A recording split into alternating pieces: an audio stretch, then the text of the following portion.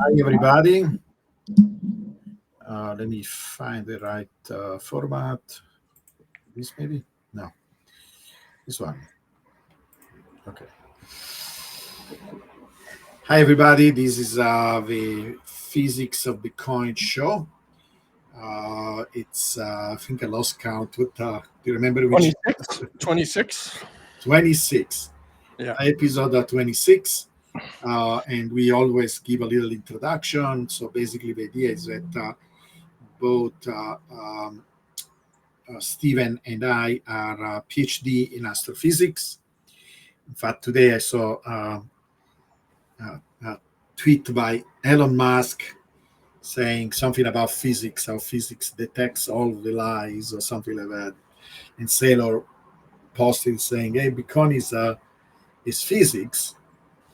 He wanted to use that tweet to make a point, and I responded, "Well, I say that since 12 years. I say that even much before Saylor said it." But so that is our point of view, that really to understand Bitcoin, you need to use this framework that is a framework of physics. And what is special about physics?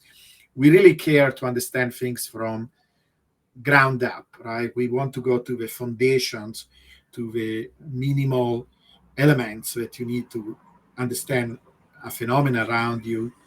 And of course, is also the idea of using data. It's all data driven. It's a framework of understanding. In the end, you can make all kind of theoretical model. If the model doesn't correspond to reality, then it should be rejected.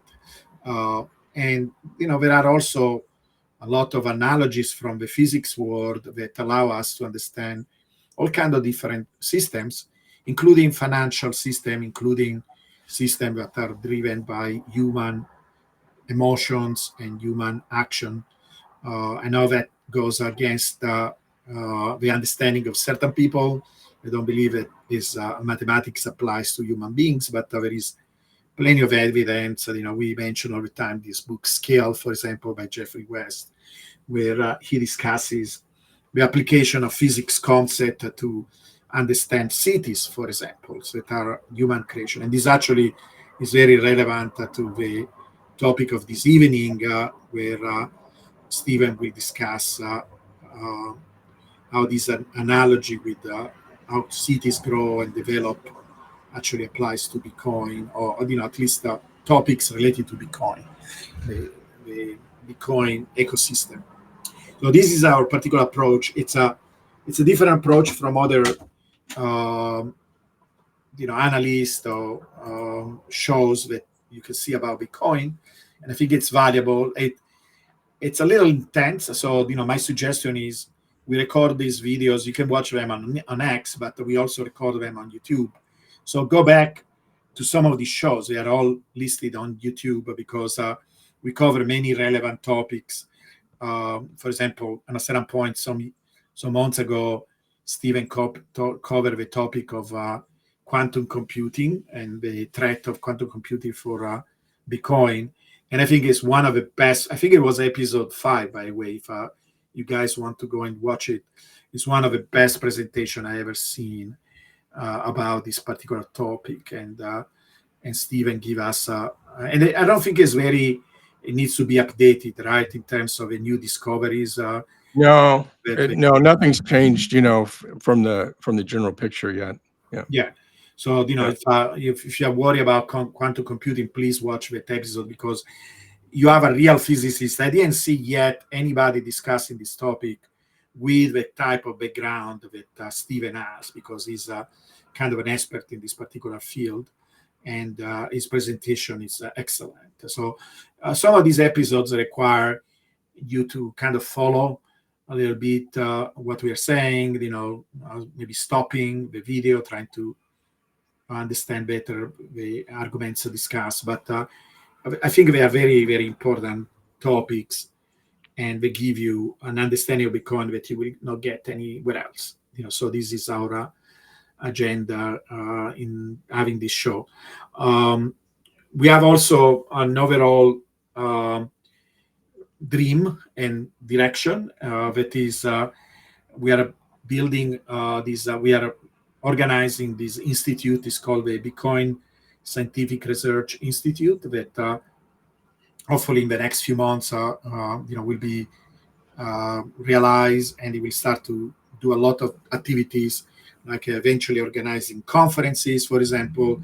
This will be alpha driven conferences, or meaning driven conferences, instead of being basically cheerleading for Bitcoin, that has its place. But sometime in these conferences you don't see a lot of content, and this is what we would like to do. But many other initiatives that we will discuss as they develop. Anyway, so this is the introduction. I don't know if you want to add. Yeah, I do. I just want to pick up on something you alluded to before about the nature of physics. With physics, we see both fundamental phenomena and we see emergent phenomena. And the universe is layered. There are many layers. And you start, at particle physics at the bottom, and then you get to atomic physics and molecular physics, and then you get into the domain of chemistry and organic chemistry, and you go all the way up the stack. And eventually you have human beings. And you have both fundamental sorts of behaviors and emergent behaviors. And physics can apply to both the fundamental and the emergent. And with cities and with Bitcoin, which are social phenomena, what you're seeing is emergent behavior. But underneath it all is physics. If you've ever heard the expression, it's a joke about, an astronomer was talking about the Big Bang in cosmology, and a lady said, yeah, what's below that? What's below that? And she said, lady in the audience says, it's turtles all the way down. Well, our position is it's physics all the way down, and everything's layered above that. And then we get more and more complexity, and we get emergent behavior. And that's relevant to the topic today, which is the analogy between cities and Bitcoin and these treasury companies that have become so important of late. Fantastic. Shall I start sharing the slides? Yes. First, the agenda, and you have an agenda, right? Yeah.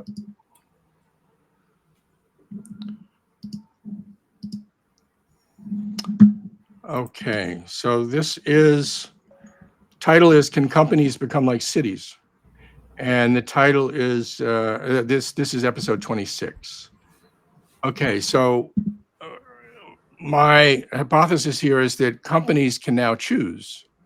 They can choose between exponential growth, which is the world they've been living in, and that exponential works in both directions, up and down, or they can choose more stable long-term power law growth. So what I want to do today is first kind of tie up some loose ends on the approximate entropy discussion from last week. I showed 104-week moving averages for approximate entropy. And a question also came up about why is there a rising trend? So I want to show the 208-week and also particularly address the rising trend with what I think is an explanation, and I think Gio generally agrees with that. Then I'll get into the heart of it, which is the companies are exponential. That's how they behave in terms of their lifetimes. They sort of decay, over a decade or two. And Bitcoin treasury companies have the opportunity to reinvent themselves and move their behavior and their lifetimes to be more Lindy, towards a power law nature, to be more city-like. And we know that cities can be much longer lived than companies. And so I'll look at where are we now in this process, and which companies are doing that or poised to do that amongst the top few. And I'll close with a section on the log periodic power law bubble models for both Bitcoin updating and 3 of the treasury companies, and what those are saying about behavior later this year.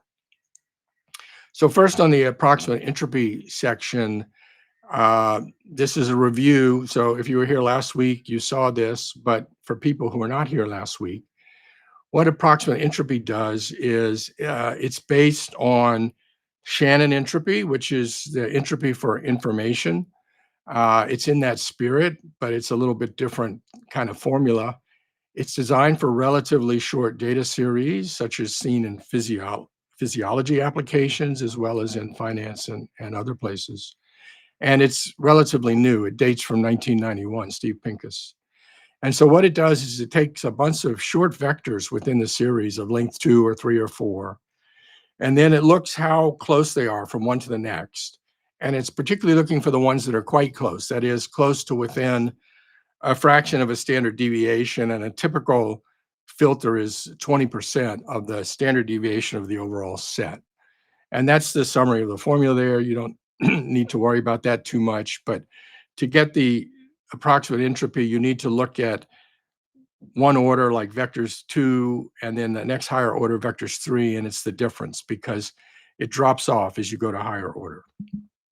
Okay, so last week we showed 104-week, and this week it's 208-week averages, and we're looking at 3 series: price, returns, these are weekly returns, and the residuals from the power law. So the returns, and these are all logarithmic quantities, so the returns are just the log of the ratio of price 1 week to the next.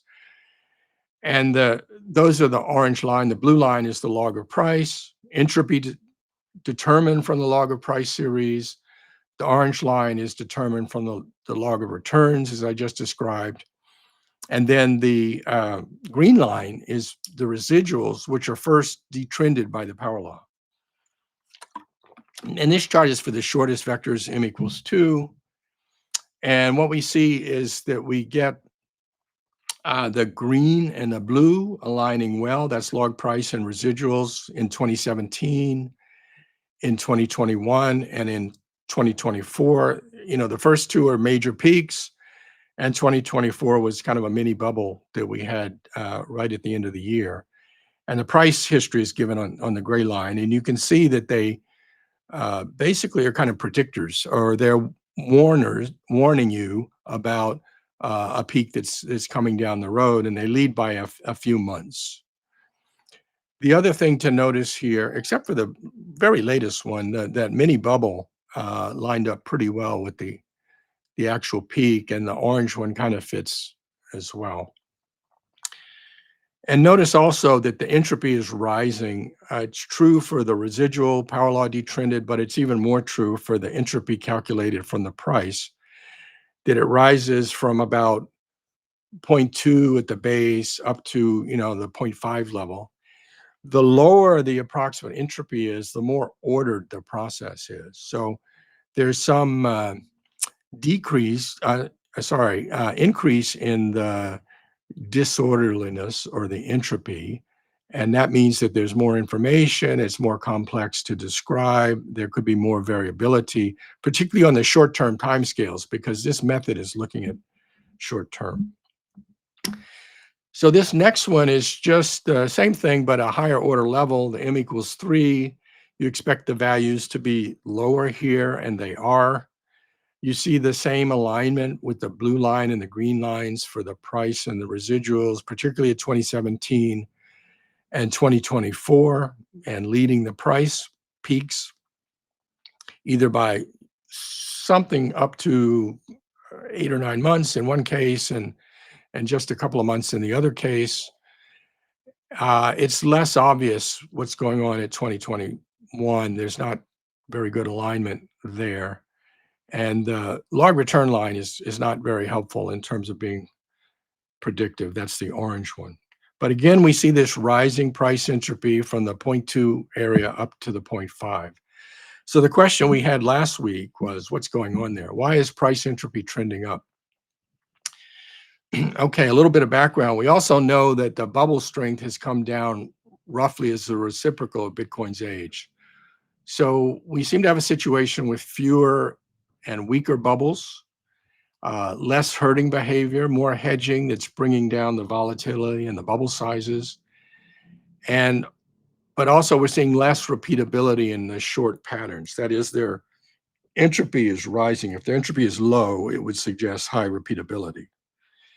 So what's gone on, and what do we think is the reason? Well, in part, there are many more players in different categories, and they approach the market with different strategies. And the investment capital that's coming in has a longer time horizon in general. This is less true for exchanges and Bitcoin mining companies that have been around for a long time. And Bitcoin mining companies, have to sell most of their production usually. The ETFs may be a little more stability, but they're kind of easy to buy and sell as well. But more so in terms of longer time horizon are the pension and sovereign funds, the family offices and the hedge funds, and now these important Bitcoin treasury companies and even state and national governments that are starting to accumulate Bitcoin. So one could say by analogy that that turbulent surface has moved from these highly localized surge or storm waves to more choppy seas over a larger area. And that's appropriate as the ocean of invested capital has grown and become deeper. So that's it for entropy. And let's move on to cities versus companies. And I'm quoting Jeffrey West, the physicist that Giovanni just referred to, and the author of Scale. And he's at the Santa Fe Institute. He was president there for a while. And they do, interesting research in nonlinear systems, for example. He says it's hard to kill a city, but easy to kill a company. And the mean life of companies is 10 years. Cities are the crucible of civilization, the major sources of innovation and wealth creation. Athens has been around for 5,000 years. Rome has been around for 2,700 years. It's had its ups and downs, but it has endured. Detroit also has had its ups and downs, but is endured, as something that's a relatively new city for over 300 years. On the other hand, Angkor, which is Angkor Wat in Cambodia, made it to 600 years and then it collapsed. But it had a pretty good population scale. I think it was close to 1 million for that area at the peak. Orders of magnitude, a small town might have a lifetime of 100 years, and that would be of scale 10,000 people. And a large city, it might be 1,000 years, and that would be a scale like 1 million people or more. And you can see there's kind of a rough square root relationship going on there. Maybe a power law of some sort. These are the findings of Jeffrey West and his co-authors. They published, I think it was in 2005, The Mortality of Companies. And these are charts from their paper. And if you look in the right-hand chart, it's a log linear scale, and it's a straight line. That's an exponential. And it's e to the minus 0.1 of age. So when the age is 10, it's e to the minus 1, basically. And you're falling a factor of e, which is a factor of 2.78, right? So when you work through all of that, the exponential lifetime averages out to be 10 and a half years. Companies can be acquired, they can go bankrupt, they can spin out, divisions, they can go private. A lot of different things can happen to terminate a company as a publicly traded entity. And these were 25,000 publicly traded North American companies and 60 years of data and many different industries. You can see the industries are color coded and, they behave slightly different, but overall they're still following the exponential fall off. Companies scale sublinearly internally, and they're subject to various external pressures. And then I would also comment that altcoins like Ethereum and Sol are more like companies or consortia. They don't really have this option to be like cities. Bitcoin today, you can say, is a decentralized megalopolis, and it's a scale of $2 trillion. Its GDP, in quotes, is above 800 billion, and that's the annual new value that's created, the market cap value increase if you're on the power law trend right now. And next year, it'll be higher. It'll be above $1 trillion. So the GDP is growing quickly due to compounding, even though the price growth is slowing. The absolute value is rising significantly. There are today only 7 cities with a larger GDP than 800 billion: New York, Tokyo, LA, the San Francisco Bay Area, Seoul, Paris, Chicago. So Bitcoin is already a very major city in that sense. And there are many out there, have talked about citadels, and they're being built, and they're part of the overall megalopolis, which is a meta network in itself of power laws, interacting power laws. And there are at least 10 or 12, subnets involved in Bitcoin.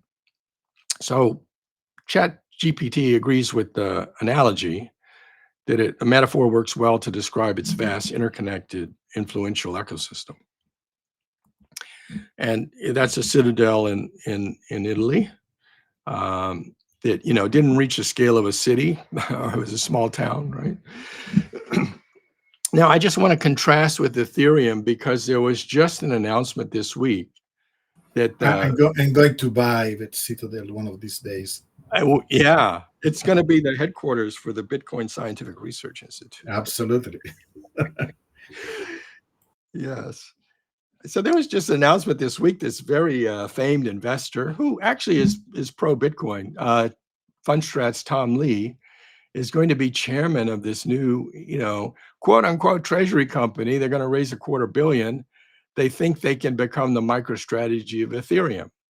Well, I think the whole premise is flawed because Ethereum is more like a consortium of companies. So there's little chance of cityness. Doesn't mean they can't make some money, but it doesn't have the same fundamental characteristics underpinning it. And I asked Chat GPT to say which one of these is the winner from a Lindy, and that's the lower chart. Age, protocol stability, regulatory clarity, cultural enrichment, technological breadth. Okay, Ethereum wants to do everything, so it's got breadth. But clearly, Bitcoin is far more Lindy, both in the nature of it and in the track record. And then I said to Chat, well, you missed something really important, which is proof of work versus proof of stake. And so that's the upper chart, the consensus type. And of course, Bitcoin wins there in all categories. Ethereum is not anchored in physical reality. It's less resistant to political capture. It doesn't have long-term decentralization, and it's unproven under stress.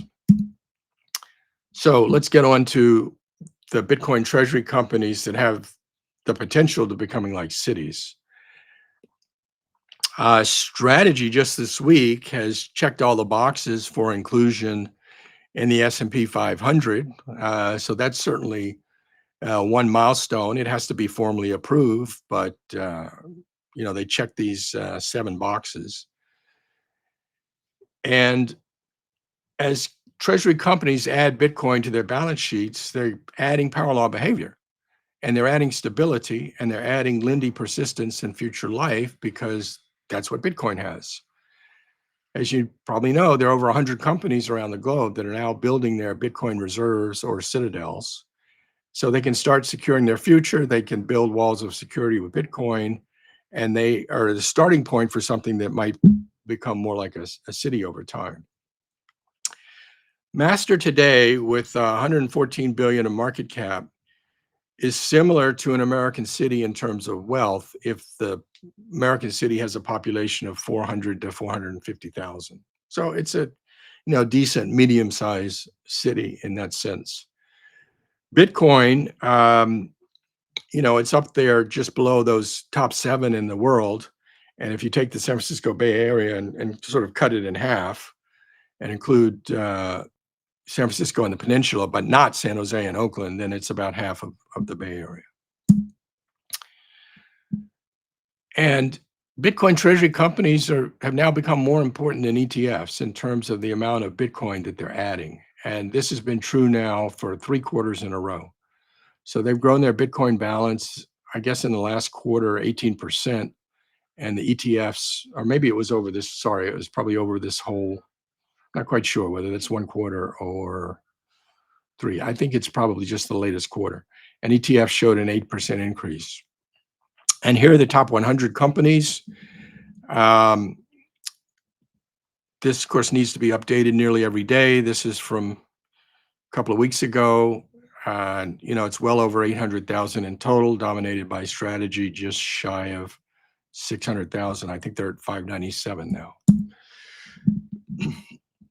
So will Bitcoin treasury companies evolve to be like cities? On the left, we have a charts for the probability distributions of cities in Italy.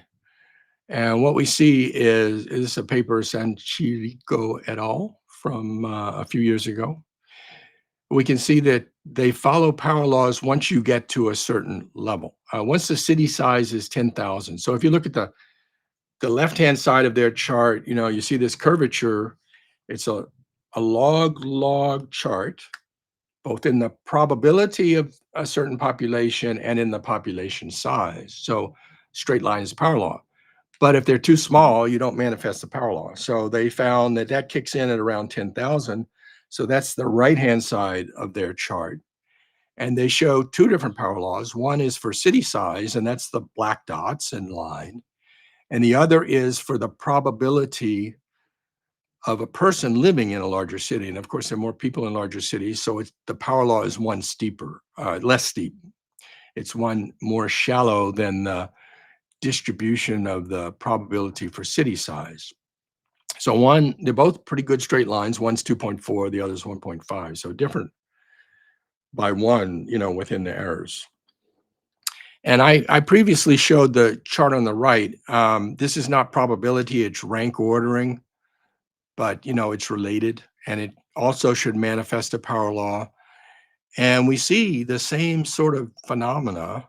Now, I excluded master because it's such an outlier. So this has the next 99, and it's a power law for the first about 16 or so companies. And the power law is -1. This again is a log chart. So it's log Bitcoin holdings on the y-axis, it's log of rank on the x-axis, going from 1 to 100. And if it's -1, that's Zipf's law. So it's very close to -1. And so that applies to the leaders. But the rest of them are like these small cities in Italy. They're like the cities, below 10,000 or 5,000 people. They haven't caught up. They are trying to catch up, and they're going to have a very fierce competition between them and jockeying to try and get up to Zipf's law. Not all cities make it to large size, right? And this is will not be better. Can you go back to that slide? Yeah. To make a, I mean, it doesn't matter, but to make a one-to-one comparison, probably will be better to invert the x and y. Yeah, the axis. probability. Well, in fact, to have a rank on the y-axis and the holding on the x-axis. So it's comparing when it's more similar to the one from the paper, right? Because it will I see. Just reverse the axes. Yeah, it will curve like Yeah, this. yeah, yeah. I can do that. The other thing is usually it's the tail that becomes an exponential. I mean, right, it becomes a power law, right? You have so it will be better to do it the other way around. right. And rank usually in the Z flow is the y-axis. It doesn't matter, but Right. it will be easier to compare with two graphs. Yep. Yeah. Good suggestion. Okay, and then this is the Bitcoin treasury race, and I've calibrated it for you. So, we've got at the top strategy trying to get to 1 million, and 1 million would be about 100 billion asset value. And then you go down by kind of two grid lines, and it's 10,000, and that's about 1 billion asset value, right, at current prices. And an American small city of 10,000 would be something like 3 to 4 billion of private wealth. And in fact, the equivalent median and mean wealth for US adults is 2.5 Bitcoin for median and 5 Bitcoin for mean. So that gives you the scale of how you can make this comparison. And this chart is from microstrategist.com. They have a lot of nice charts, so you might want to give them a look. So if you say, to get to be a small city today, you want to get above 1 billion asset value, there are really only 5 companies that right now are in the running. However, 2 years from now, their Bitcoin value will double probably on the power law, even if they don't add any Bitcoin, right? So it's going to get easier with time. We're in early days yet, and we're going to have to see how this all develops. And here, wealth of a U.S. Citizen means what? Now their real estate and Yeah, it's everything. It's their net real estate and stock holdings and bank accounts, whatever, businesses. So it's like quarter million is median, and 500,000 is the mean in dollar terms, roughly. Okay, and this is a list of all the companies that have more than 3,000 Bitcoin on their balance sheets. You can't really consider all of these as Bitcoin treasury companies because several of them are mining companies. Others have quite diversified businesses. So really, it's just the five that are bolded that are best positioned as Bitcoin treasury companies. You see Strategy, Metaplanet, Galaxy is a little questionable because they have diverse holdings.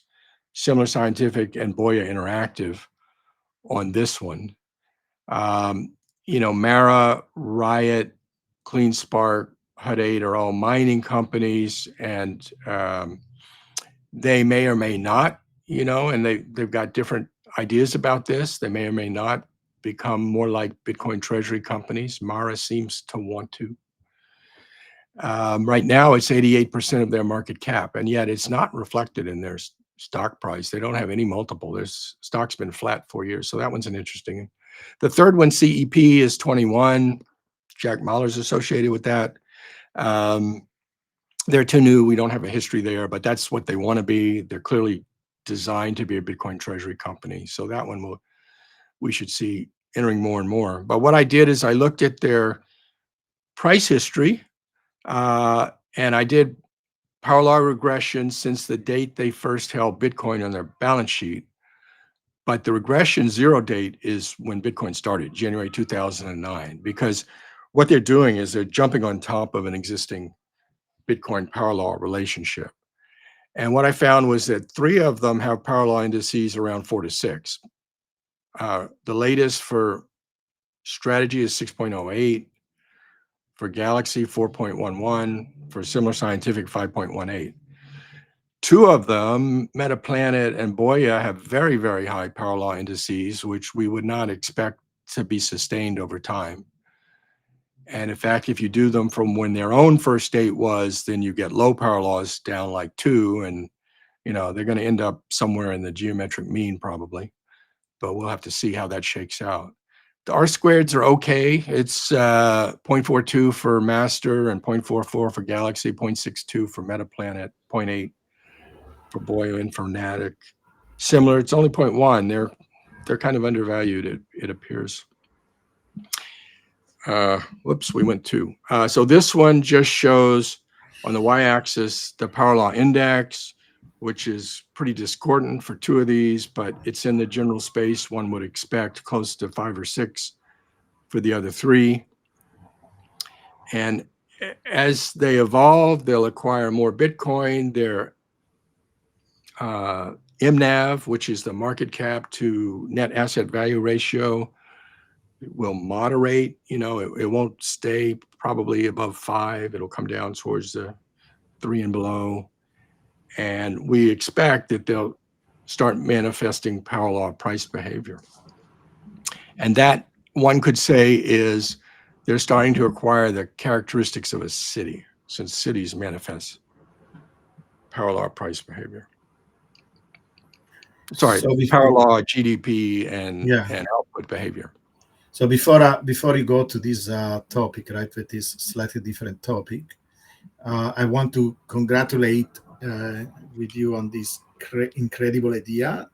I immediately understood what you were trying to show, and it's a big deal because it's a really the punchline. Everybody, I really suggest everybody to watch this video. We always recommend. It's called. You can Google it. Google if you guys want to see a fantastic explanation of the relevance of power laws in the world. It's a only 10 minutes video, probably less than that. It's called The Surprising Math of Cities and Corporation by this physicist, Jeffrey West.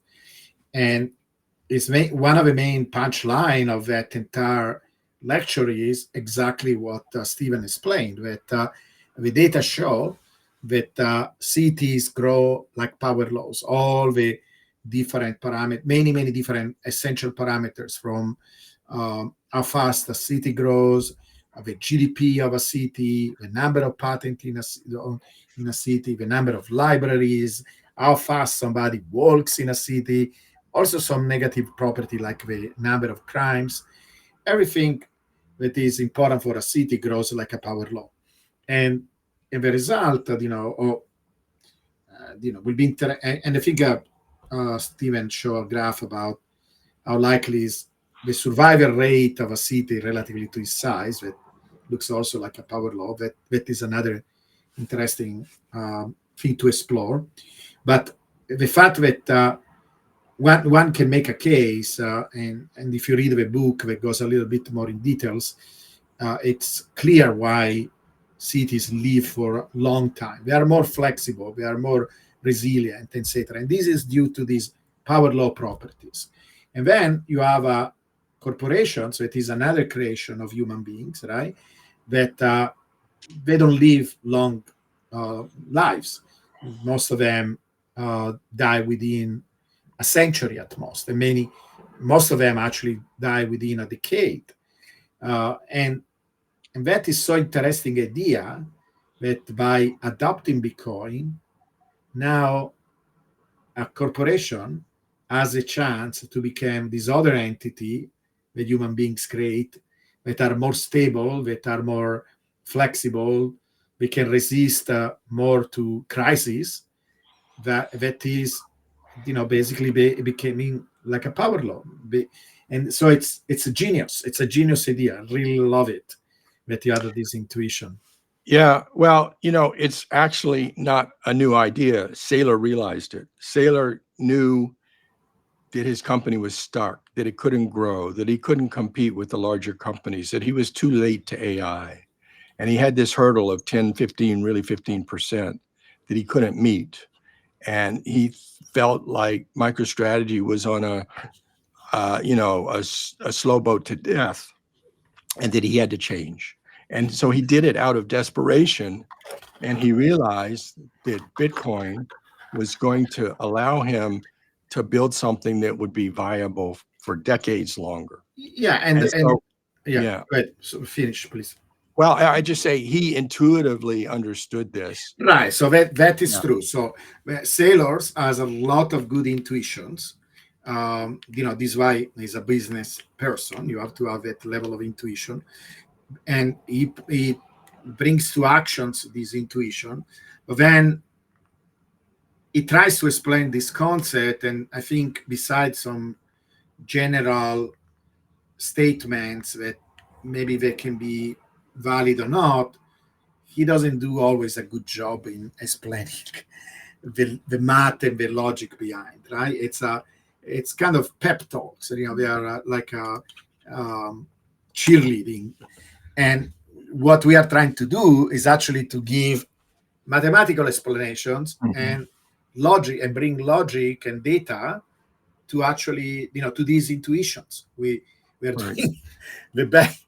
Sailors actually should hire us or should donate to the institute, He right? he sh- he should. He Yeah, hasn't he hasn't grokked he hasn't really grokked the power law yet. no, exactly. But the power law Yeah. explains everything, even this Yeah. why he made this choice, and the fact that he mentioned cities all the time. He never mentioned microstrategy being or strategy being city, but now we gave him an argument to do that, you know, Yeah. and it's amazing, it's a very so the genius of your intuition is to actually put it in this context, right? That it's a way from company to escape this fate that basically all the companies have, that is collapsing eventually, and instead of making strategy something that could last maybe as long as Bitcoin, or for sure a long, Right. long period of time. Now, that is also give us another intuition and advice. There are a lot of people that love to see these God candles appearing in strategy, right, or other companies that are adopting Bitcoin, and explode, and becoming exponential. And it happened a little bit for a short while at the end of the last year, when a lot of people were pushing, were doing a lot of um, trading, with a very high leverage, etc. A lot of speculation, You and I see it in was the chart. You see it in and the yeah, chart here. exactly, right. And I was warning Yeah. everybody. I was warning everybody to be careful, because it will not last, and actually was not good thing for strategy itself.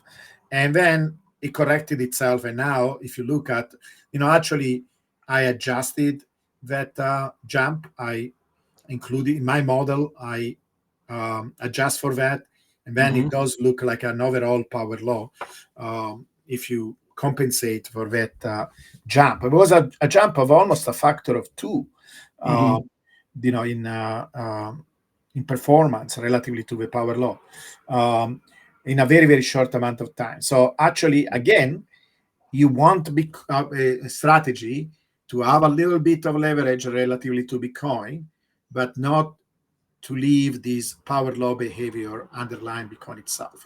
You just want a hyper power law, a higher um, exponent, but you don't want to become an exponential. You don't want for MicroStrategy to be an exponential.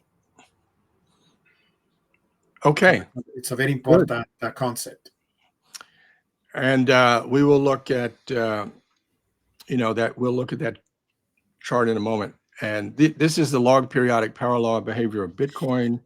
This is the model developed by DDA Sornet, who started out as a geophysicist, has applied this kind of modeling for everything from earthquakes to financial price series. This is weekly data for 2 years, fit to the model.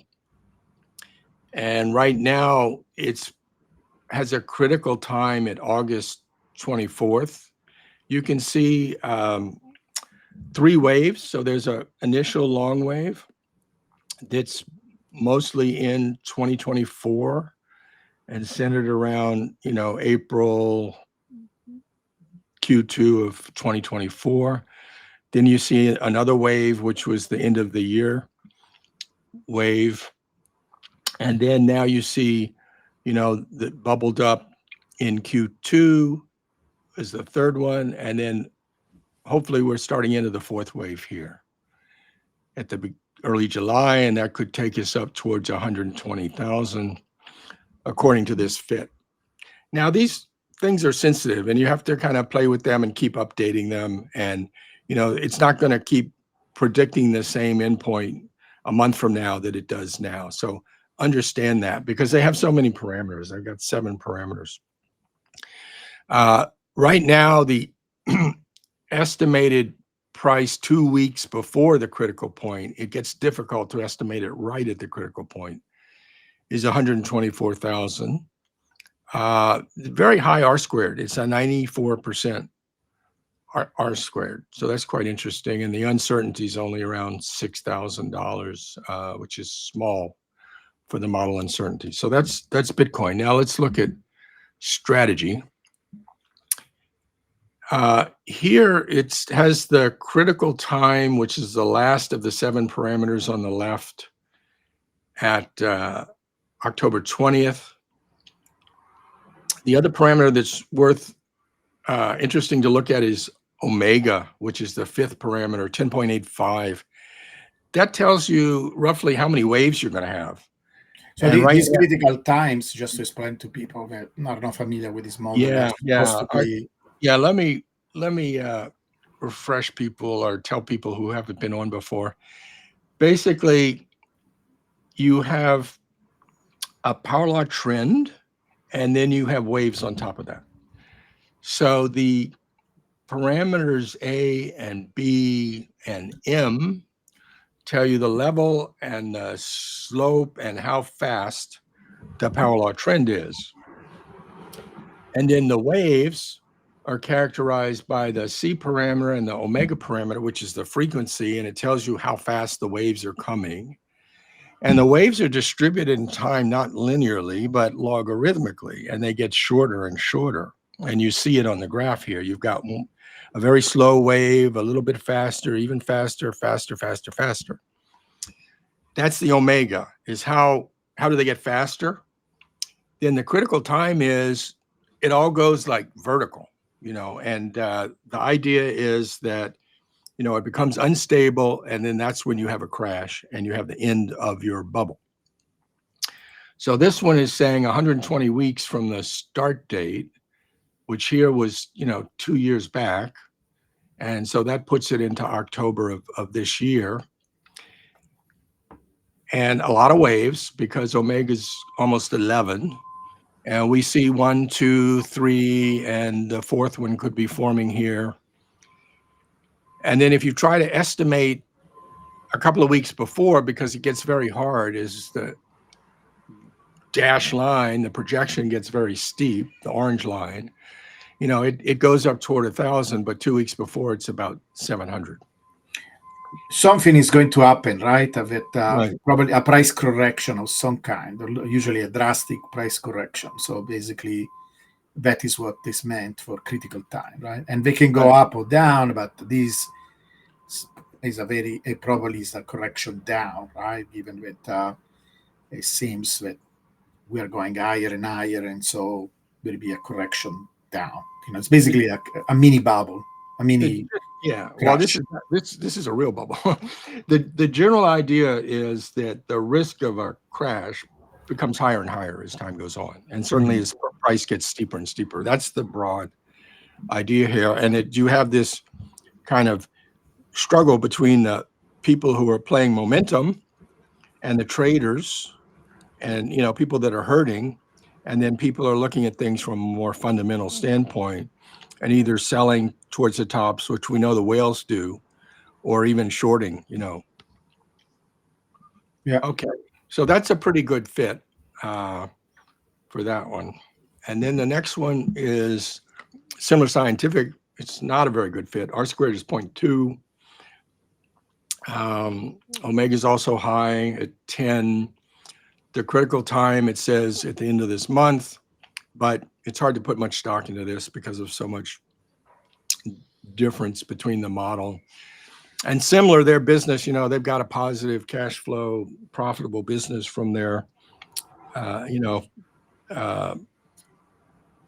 bioengineered products. So it's a little bit more complicated to analyze them. But it does look undervalued. And then the next one and the last one in this set is Metaplanet, the Japanese company. And there's a ADR that trades in New York, but there's only daily data for that since November of last year, whereas they adopted their strategy over a year ago in April 2024.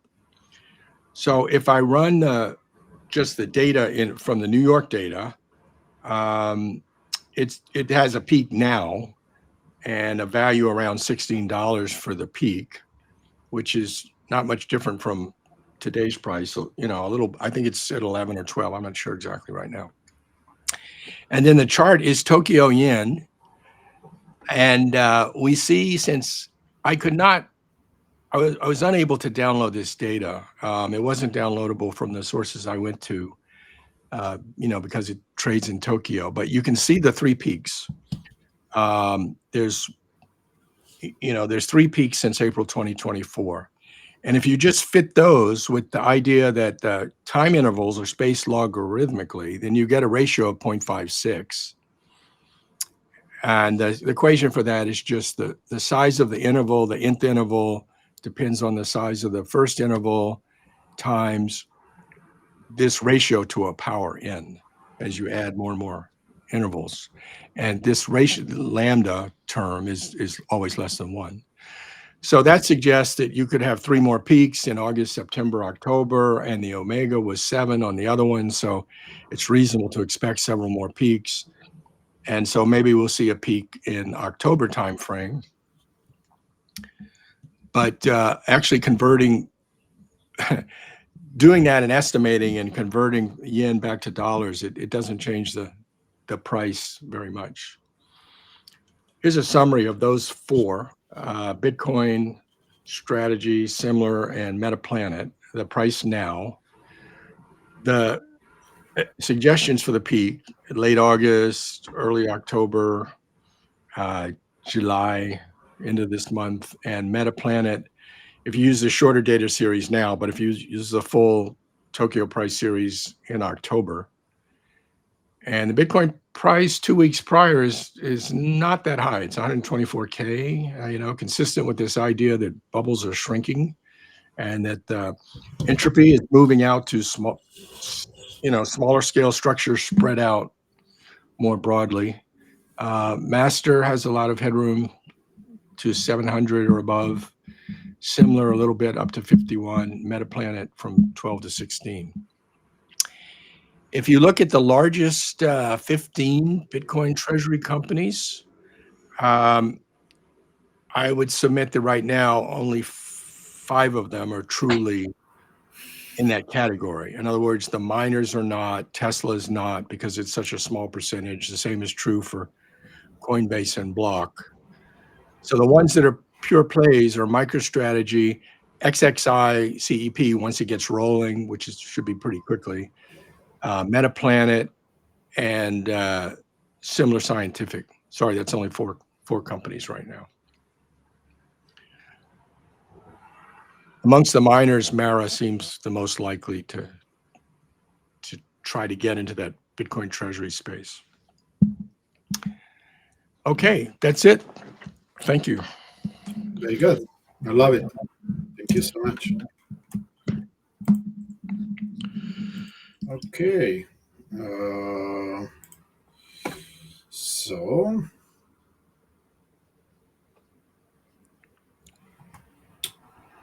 So what to talk? Let me see if I can make this bigger.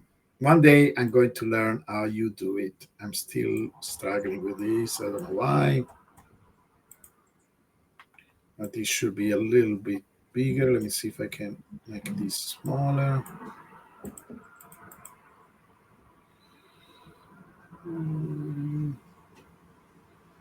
Yeah.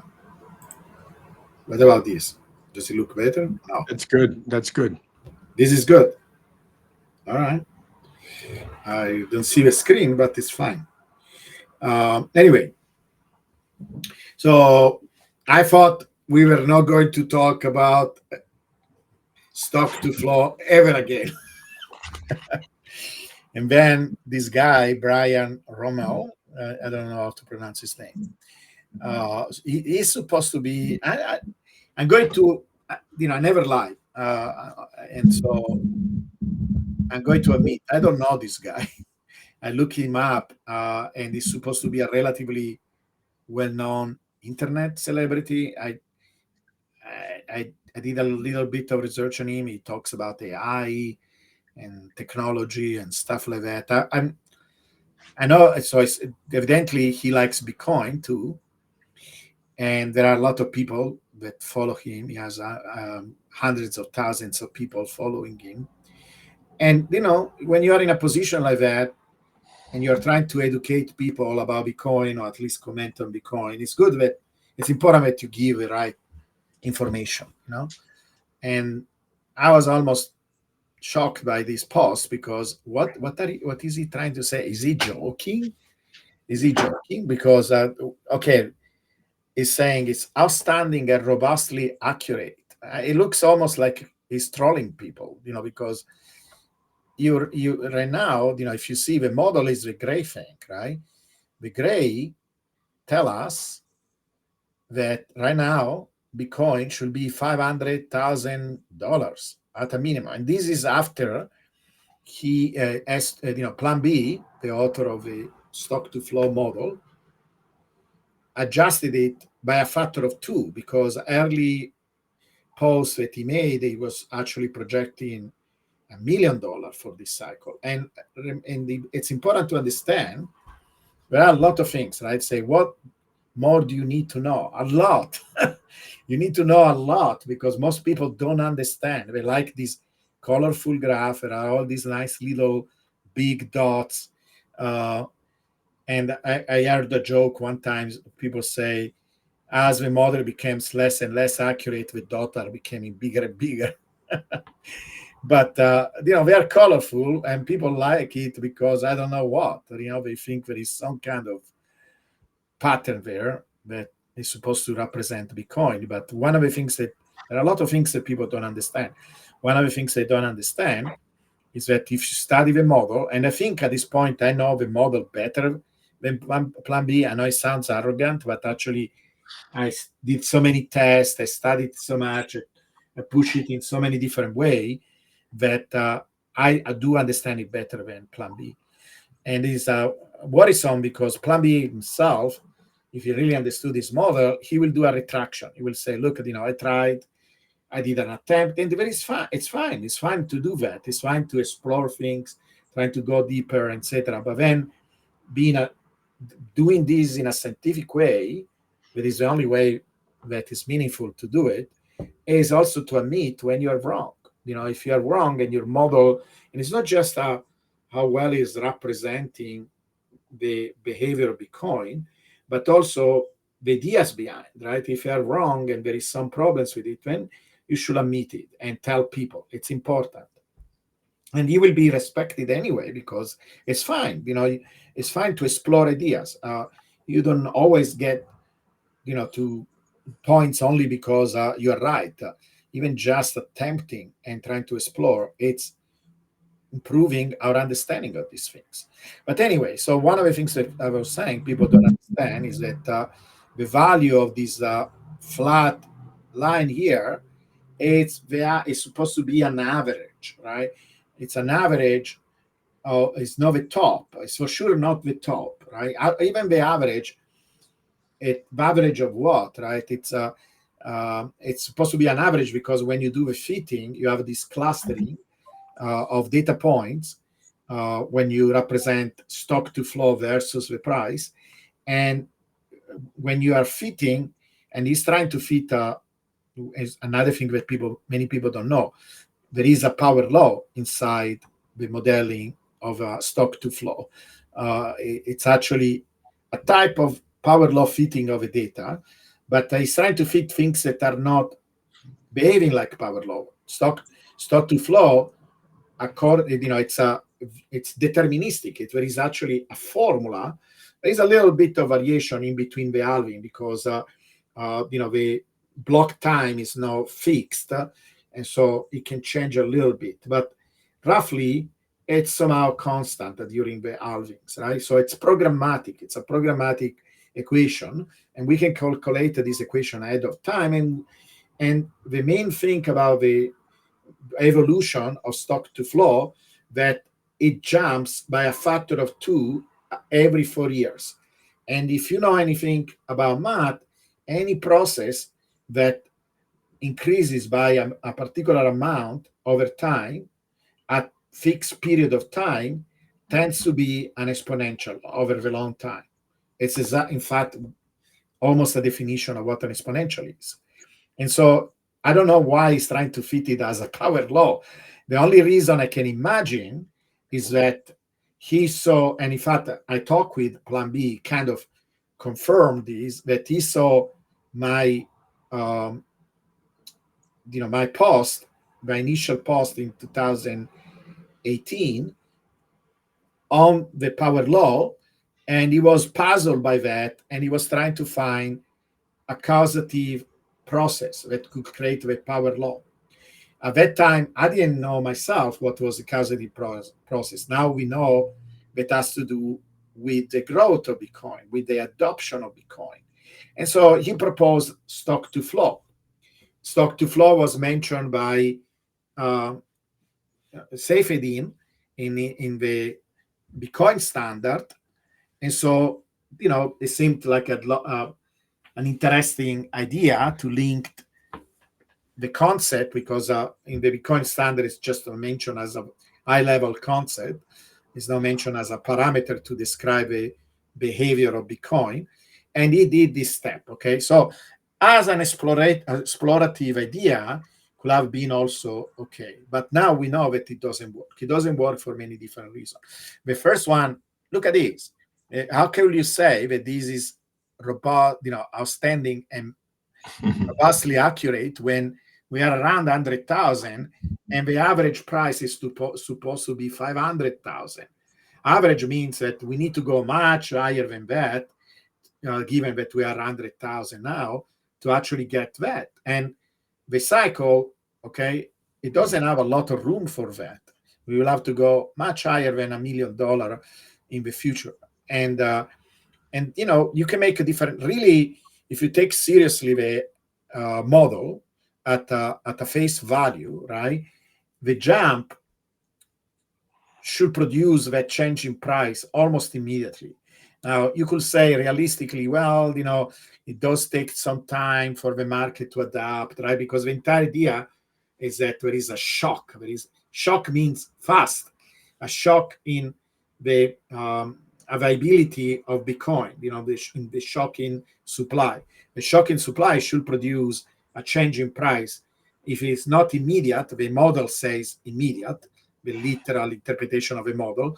But if you want to give some room to, to the market to adapt, you will expect the price to adapt to this new price very quickly. And in fact, that could be an interpretation if you take it seriously, but it's nonsense. If nonsense goes deeper, you can see that in the previous cases, right, the price reached this plateau pretty quickly. Here we are still below, and a lot of time has passed since halving. So it's clear that something is really wrong at this particular time. But it goes deeper than that. I show this picture because he has actually Einstein writing some equations. So he should actually like physics, right? And how physics argument. One of the things I'm trying to explain all the time, that independently of the performance of a model, it's a model that is flawed conceptually. It's flawed at its roots. What did I do here? I try to explain, do so many different ways. One way, I have this article that you can go and read on my Medium. I have a bunch of articles on my Medium. I took soccer prices. So the World Cup of soccer happens every 4 years. And if you look at the last several World Cup, they increase the amount that is given to the winning team.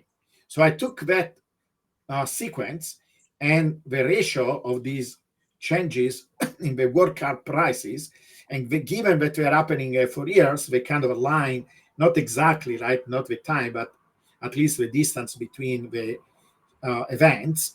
It's 4 years, so it looks like the halving, right, in that case.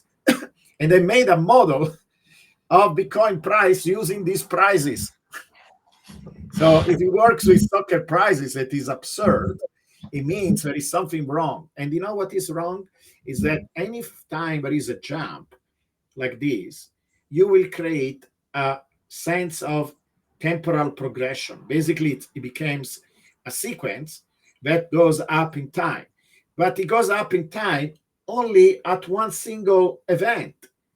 It's a ridiculous model because, of course, that is not going to represent what happens with Bitcoin, right?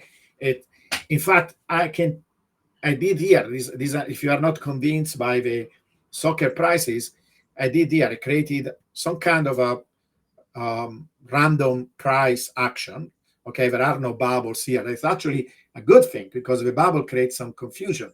Here is simply, basically I choose a power law, but you could choose anything. Okay, and it's growing in time. There is noise, right?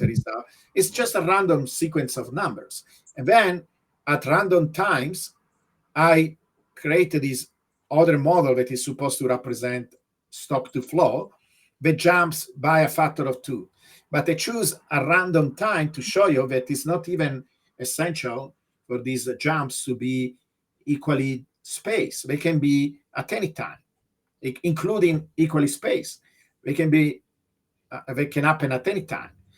And notice what happened. See, I create two completely independent sequence, and I create a model, the red line, that looks very much like S12 that follows.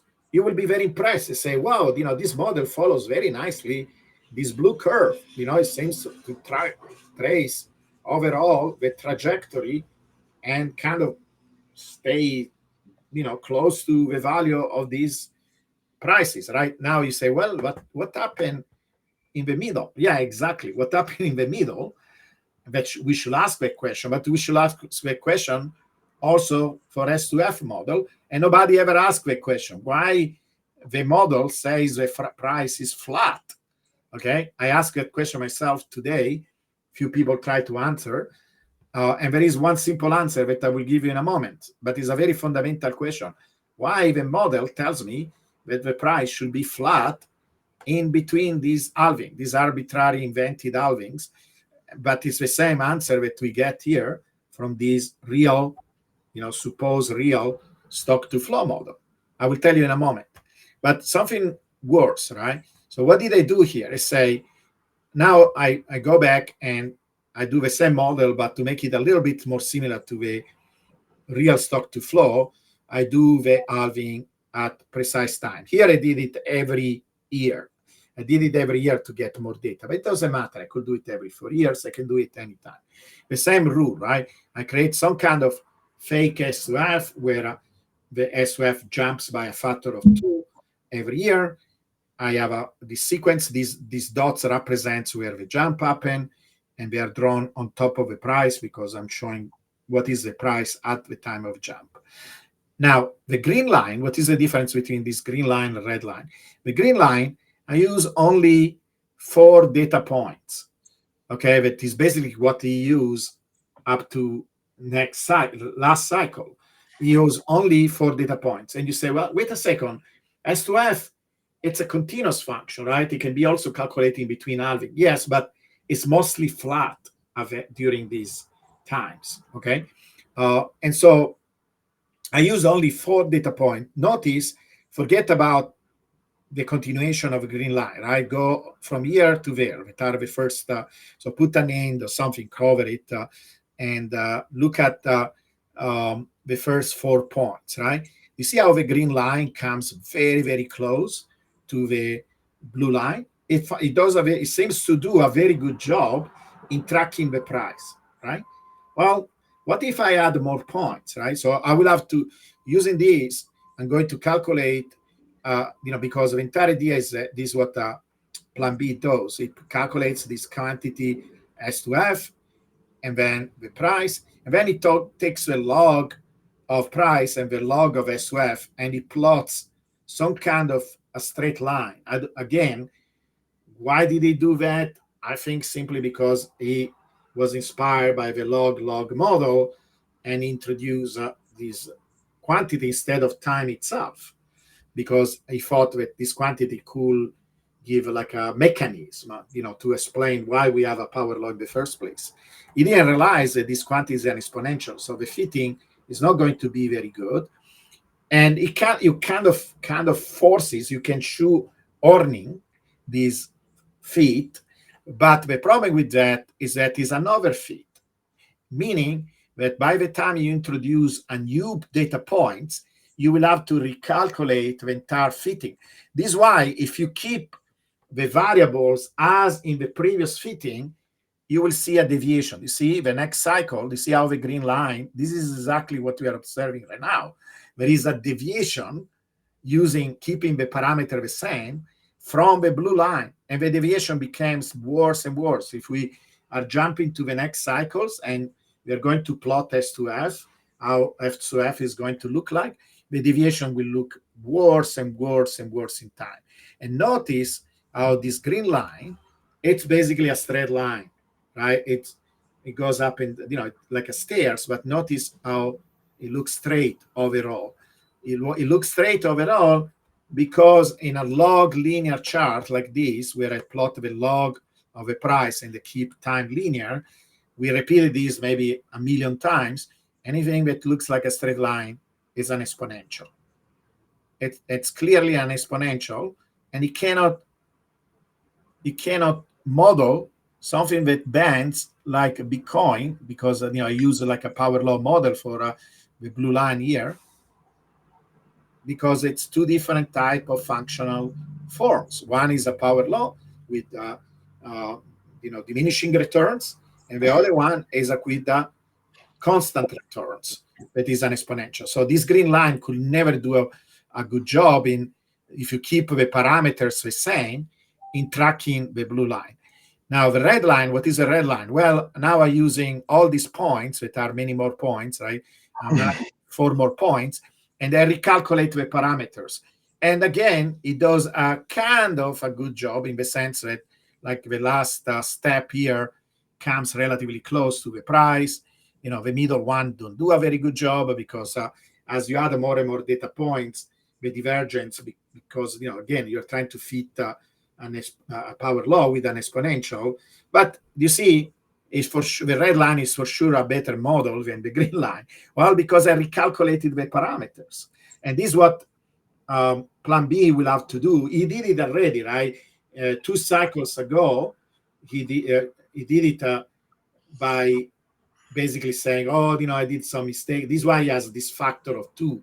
He had to recalculate everything, and he kind of blamed it to China. He said, "Oh, it's because China banned mining, etc." Right? He cannot continue to do this. This is why he did an update for this cycle, because his game will be discovered. He will have to update every time, and he kind of, if he did that, he will get a kind of equivalent of a red model. But it will be still worse and worse, but not as bad and clearly bad as the green line.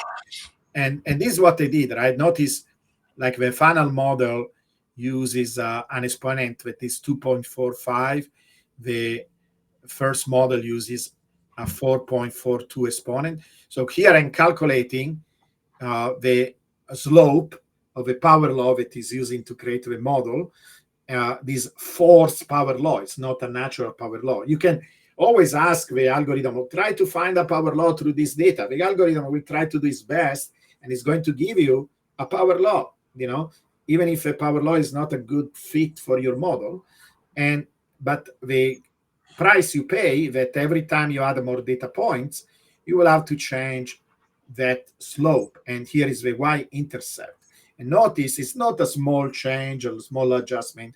It's a big factor. We go all the way from 4.5 to, whenever I add more data point, 6 more data points, the exponent now is 2.5.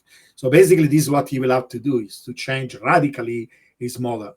You don't get that with the power law. The power law has been consistent when people have done this type of test over and over and over again. If you use the parameters that I calculated 8 years ago, when I came up, 6 years ago, when I came up with the model, 2018, 7 years ago, basically, when I came up with the power law in time model, it will still work today. You will not have to change, or maybe make a small little adjustment as you get more data, but nothing like this. And that is another very strong evidence of how terrible this model is. Okay, and this is instead of a power law. These values, see, because here we don't have all the problems that the S2F model has. We are not claiming there is a correlation between time and price. We are just simply using the proper way of using the log space to say, well, if a price was characterized by a power law, it should look like a straight line over the long period of time. It doesn't look like a straight line here. It looks bent.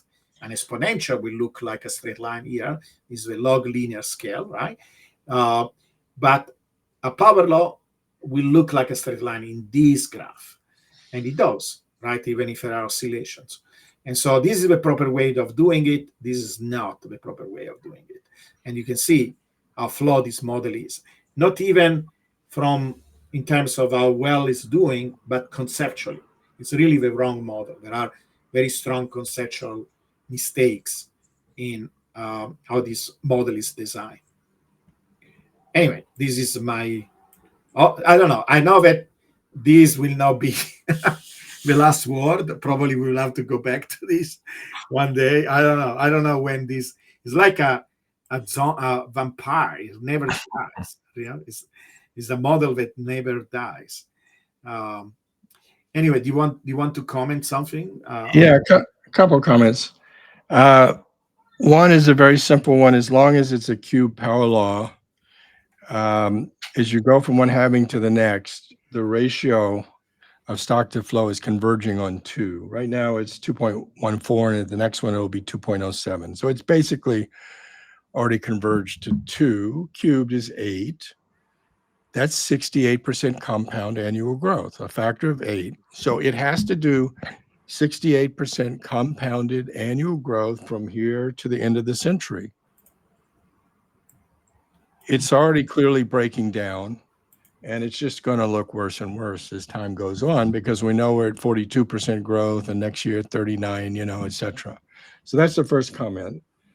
The second one is the fundamental premise of this is flawed, because the fundamental premise was that decreasing supply would push up price. But in fact, the decreasing supply is over. We're already at 0.8%. It's not changing. It doesn't matter. The amount of Bitcoin that's being purchased is much, much greater than the amount that's being minted. The amount that's being minted is already a second order effect. So, what determines the price of Bitcoin? What determines the price is how much people can afford to pay or are willing to pay. That's it.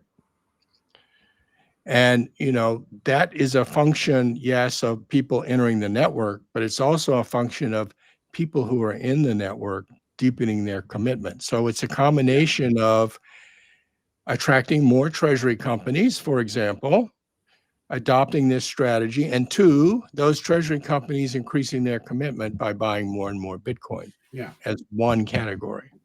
So it's not the supply, it is the desire to own Bitcoin that's determining the price.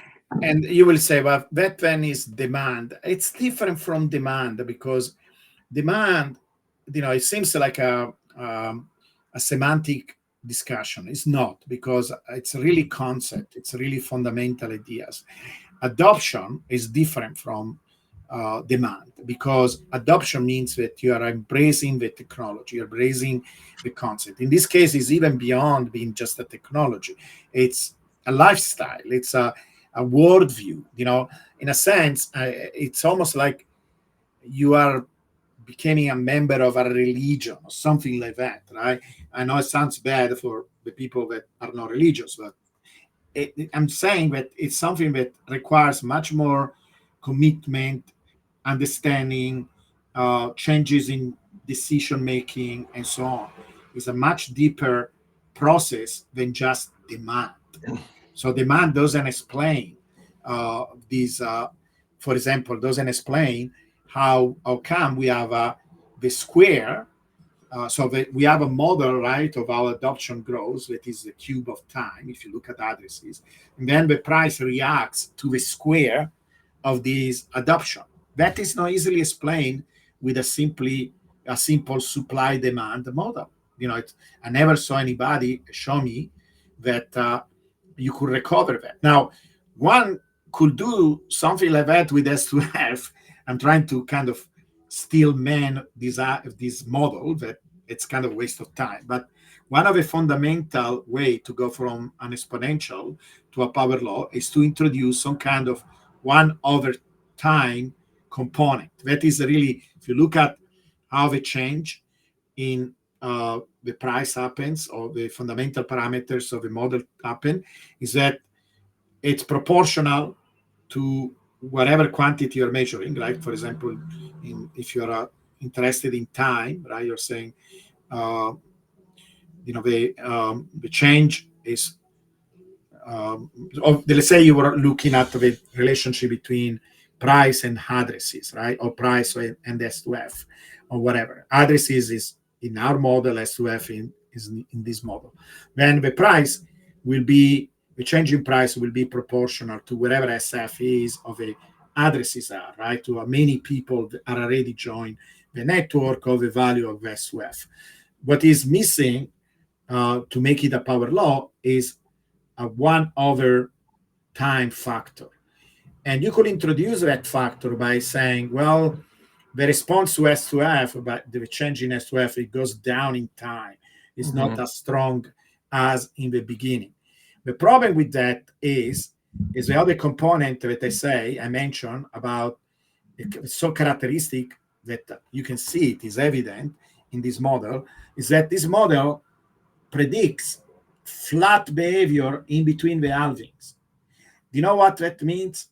No correlation. It means that there is no correlation with this quantity S2F and the price. The only correlation is a trivial one given by the jump. And the jump, we need actually to demonstrate that that jump has anything to do with the price change. And because any jump can do it that, right? Like in this case, these jumps are completely, they have nothing to do with the price because I made them up. They cannot, right? They are two independent sequences. There is no any link. I didn't link the change in price here to this jump in S2F. So, and you can see, I can still recreate a model that reproduces the characteristic of S2F. It is to track the price, at least roughly in the beginning. So it's a trivial model. You can recreate. This is why I use soccer prices. This is why I was able to take random things. I took on a certain point, I took the price of Ethereum and I correlated to the jump in S2F for Bitcoin. And I did the other way around. I did all kind of crazy things, and you will still get a model like that. The reason that is flat means that there is no correlation. And look what happens. This is something that we mentioned so many times. Actually, if you look at the core of a power law, that is these 2 years where, so if you eliminate the bubbles, the bubble usually lasts 1 year up, 1 year down. So if you eliminate the bubble and you keep what is left, it's basically 2 years of data. In that 2 years of data that is in between the halving, we grow perfectly as a power law in a way that is almost scary. Me and Steven have shown this so many times. If we don't show you the bubble and we show you just what we call the core power law, that is all the data that are below kind of the middle line, right? There are more sophisticated ways of doing it, but that is the core power law, what is in between the support line and the middle mean behavior, right? Shown by the power law. That region, it's perfectly correlated with the power law. The deviations are very small, and the price grows. It grows with the cube of time. And S2F is flat during that time.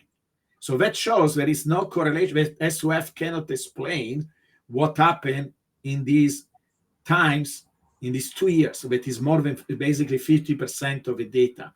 It cannot explain what happened in the 50% of the data. It should not be flat.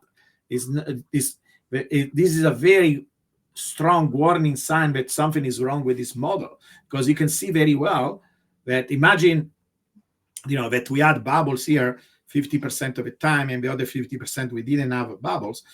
In fact, we can go to the real model and the real price. Well, plan B will dismiss these times when we go up towards the flat times. But if you actually plotted this in a log graph, in these times, these red dots almost, up to basically the top. So that if you exclude the bubble themselves, the data that is remaining, so what he will call mount, so actually will be more like the blue dots. The blue dots here, the blue dots, and maybe up to maybe the red dot, the blue and red dots. The blue and red dots is about 2 years, and these blue and red dots that make almost 50% of the data, they grow as a power law. So what model will you prefer? A model that perfectly tells you what happened in at least 2 years of the data, and then it also tells you what happened during the bubble, because what happens after you go up and then down, you go back to the power law. So, in average, even during the bubbles, you get power law behavior. And you can show it. Another way of showing it is taking Fourier moving average of the data, and you can see that the power law and the moving average are on top of each other. So this model doesn't explain what happened in between the halvings. And it does a very bad job at explaining what happened during the halving, because that sudden jump that we see, it's an artifact. It's an artifact of forcing these crazy feet, and you can reproduce it with artificial data. So it's spurious. You cannot say has anything to do with what the reaction of a price due to the reduction in production of coins.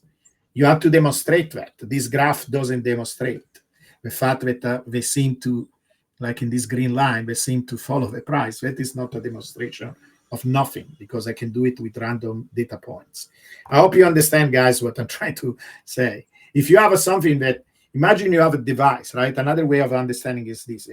Imagine you have a device, a medical device, and this device, you put a drop of blood, and it tells you, oh, I detect human, and this human has cancer. And you say, whoa, I'm worried, and you're thinking this machine works, right?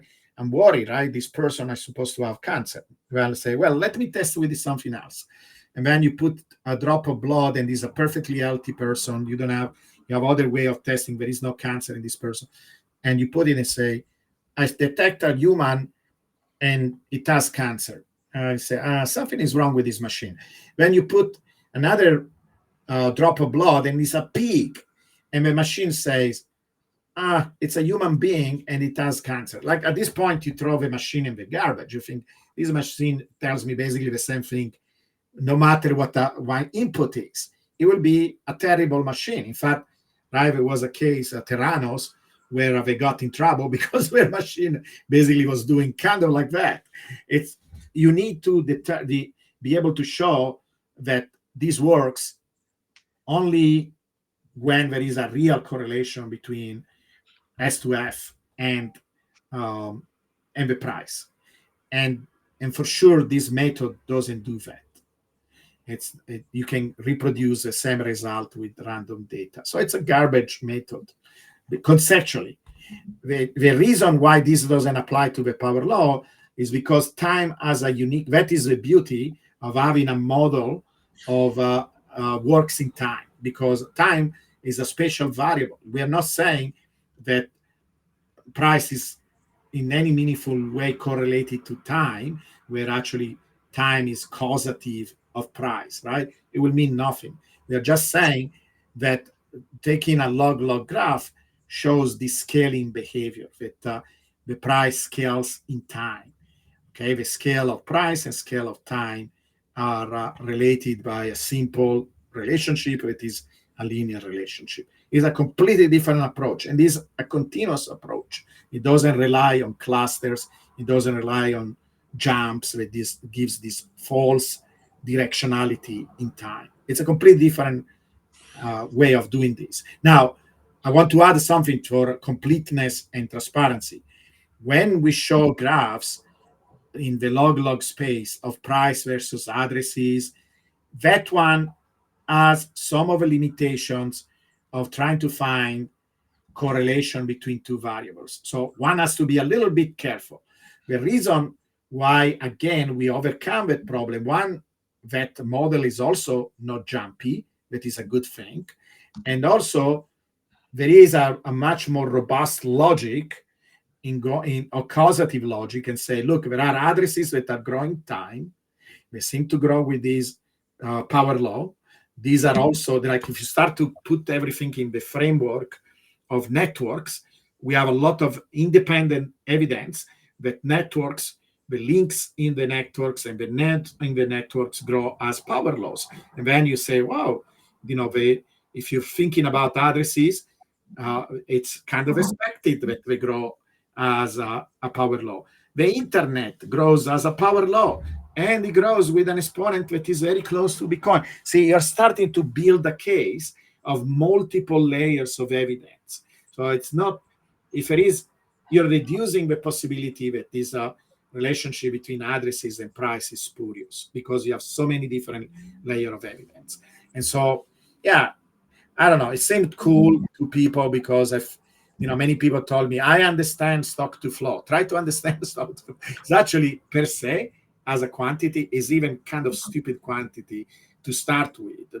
So I don't know why it became so popular, and it's even more mysterious why it's still popular now. I don't get it. 900 people saying, yeah, I like it. What do you like? It's so weird. I don't know. And any final words on this? No, nothing to add. It's dustbin of history time, and I think we should move on to the questions. Okay. So we have this question.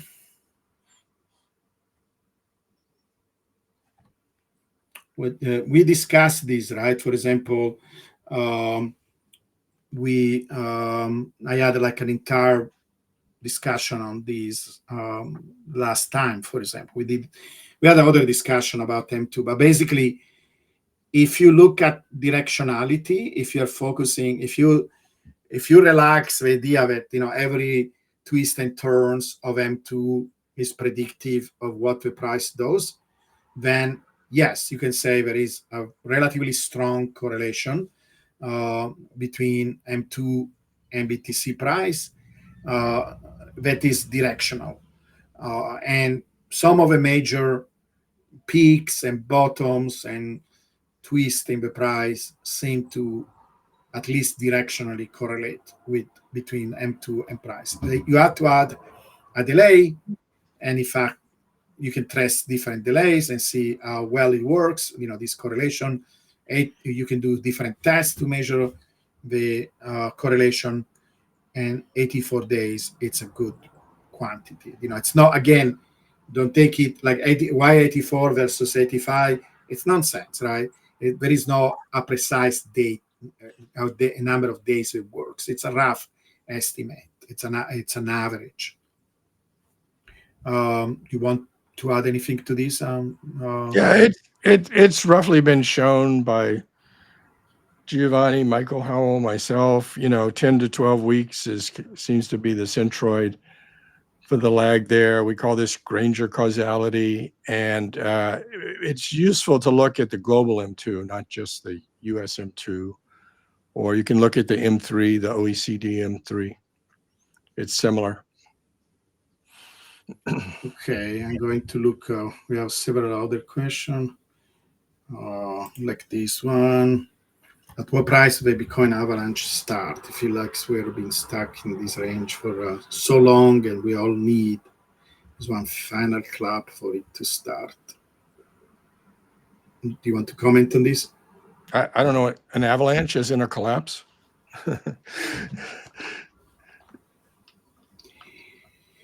We are all looking and watching, like this log periodic power law. It's a powerful tool that should be kind of predictive of some major resetting. The only problem, like Stephen explained, it's a very sensitive tool.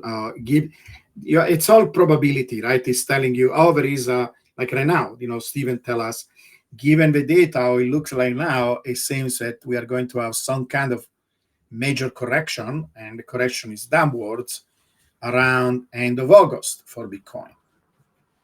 As we come closer to that data, we will do update. Maybe we can do it every couple of episodes or something like that.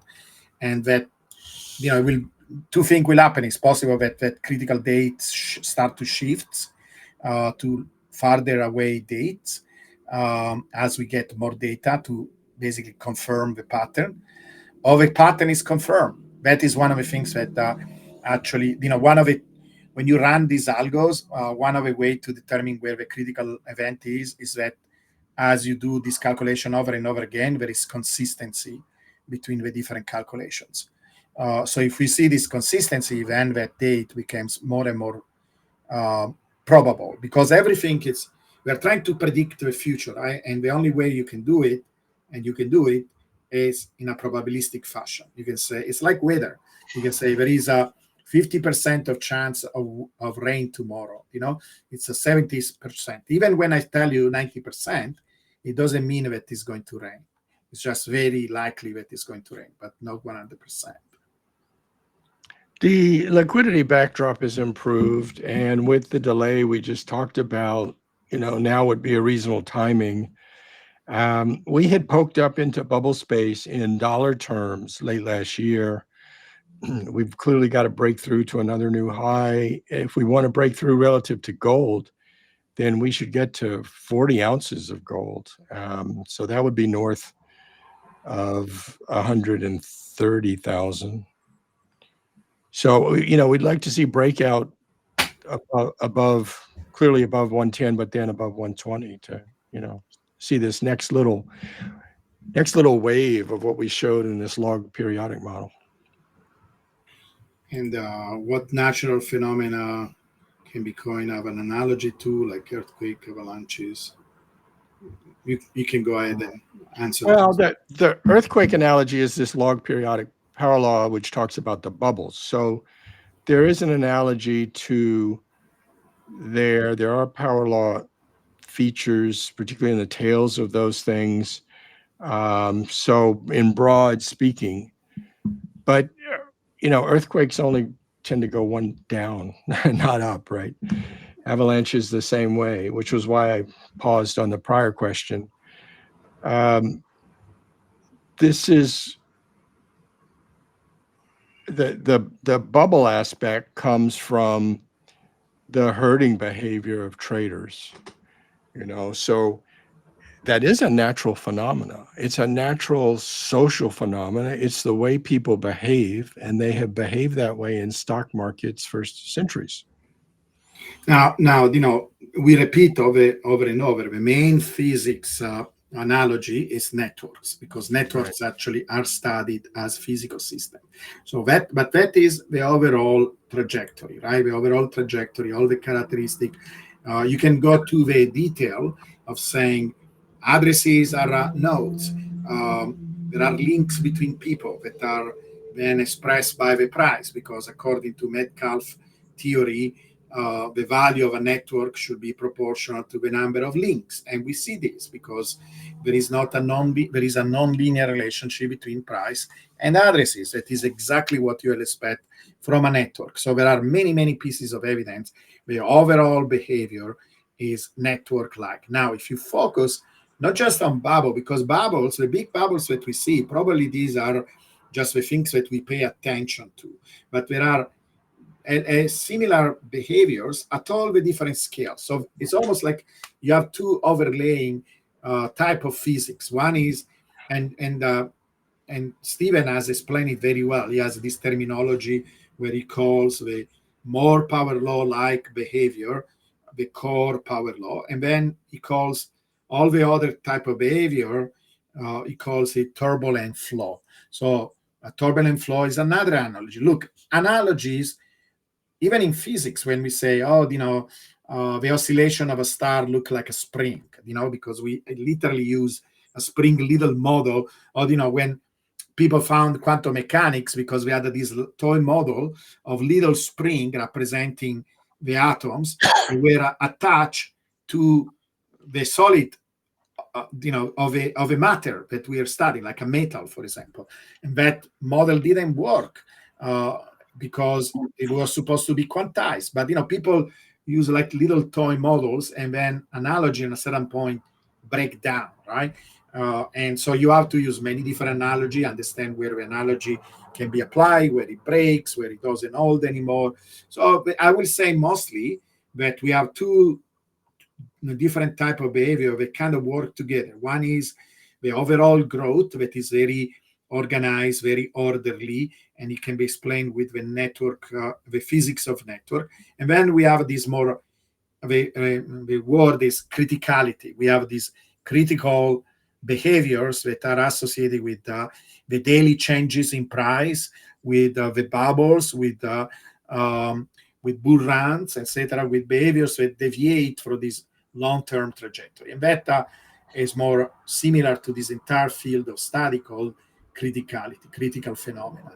So that is how I will answer that question. Yeah, one more is viral spread, which is also a network. And, I think we're seeing the virus happen right now with these Bitcoin treasury companies, right? That's kind of a viral Yeah. phenomenon that's going on, and the rapid adoption, and they're racing with each other to, invade the body of investment capital and bring it over to them.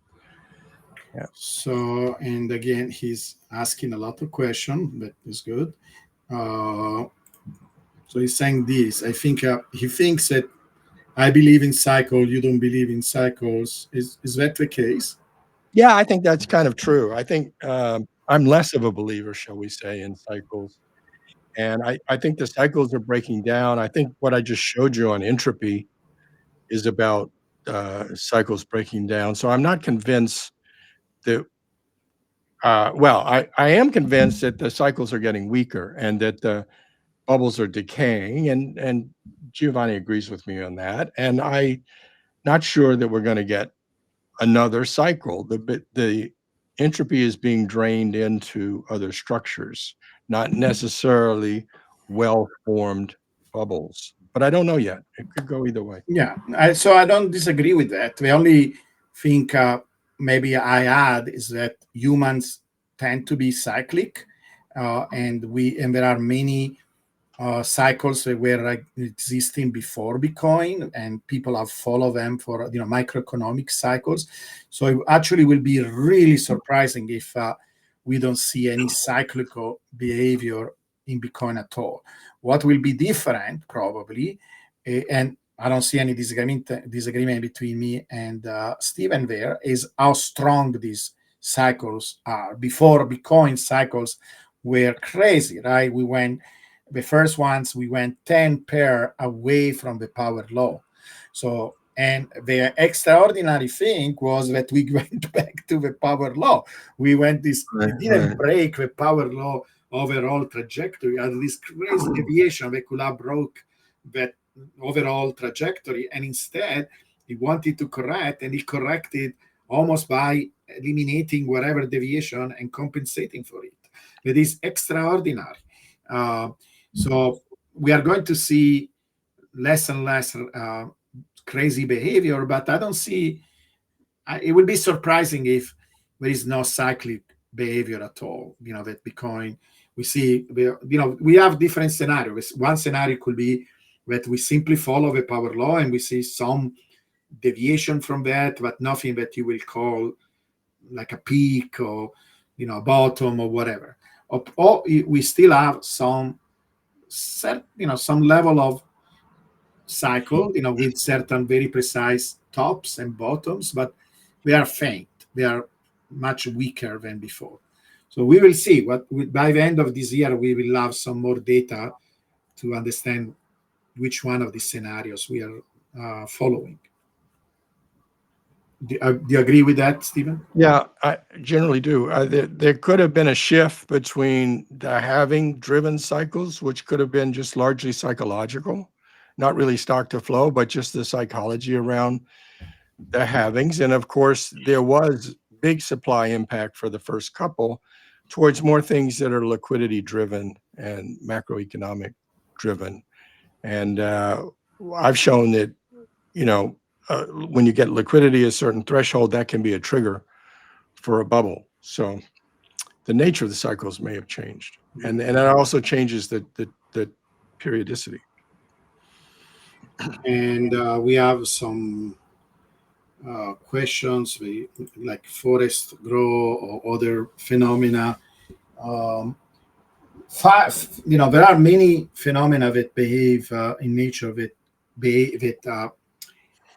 the final result is a power law. And so there are plenty of these phenomena, right? When I make my usual presentation, I show, and Stephen show the same, like basically the majority, I will not say all, but the majority of physical laws are power laws. Gravity is a power law because anytime you see a power, right, in terms of gravity, for example, you have 1 over r squared. That is a power law. The intensity, how much light you get from an object that is hot goes with the temperature thought. That is a power law, and so on and so on. Now, there are phenomena that are more complex, and if you look at certain parameters, for example, I have a book here somewhere. I can pull it up. This book is entire, fractals, power laws because they are similar concept. Fractals, power laws, um, and chaos, right? Fractals, chaos, and power laws.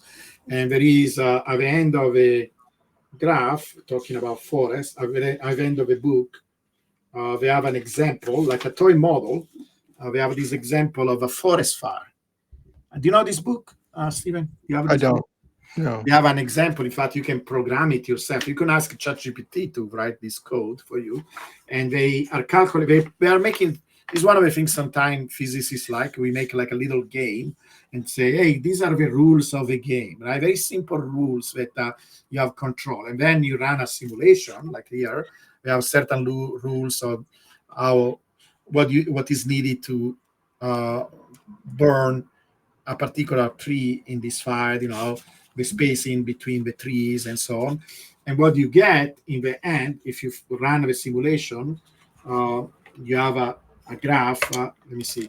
For example, in this case, is um, the time. So this is actually a graph like the power law in time, because you have time, the log of time. You see, every time you make a graph where you have maybe sometime I'm going to show this example. We can run it actually. The log of time versus how many trees actually are involved, are being burned. It's a power law. You get a power law. And so you get a lot of this phenomena that um, you can say, we use this term, we use the term universality when there are very different phenomena, like, okay, how many trees are burned in a forest fire? Like, you will think that has nothing to do with how a city grows. Yeah, they do, because the mathematics that explain how these phenomena work as a function of time, for example, it's the same math. And this, for a physicist, means that the underlying mechanisms are very similar, even if the details are different.